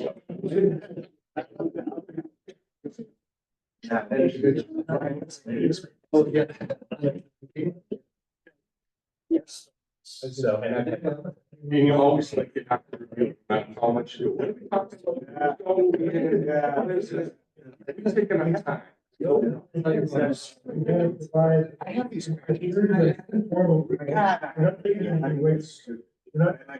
then somebody else would ask. Just start. And then sure enough, it's like, oh, maybe she's gonna be insurance. It's no problem. It's not true. Oh, right. You did it. And it's wrong. It all legally, because it's like a hammer. So. Homeowners too. So we have I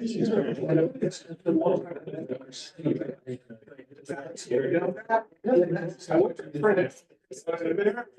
And I'm like, I can send this to the printer. You know, I was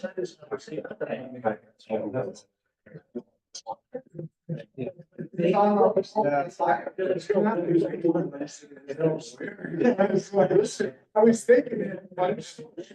when I moved here. Yeah. And then. I got a letter. They sent it to. Yeah. Because there was action to develop against the development.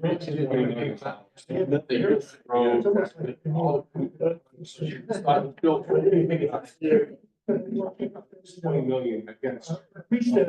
So she said, I want 5 years of planning Mixed fees use. and another $10,000. Residential. So I was like, Um, so what I did, was she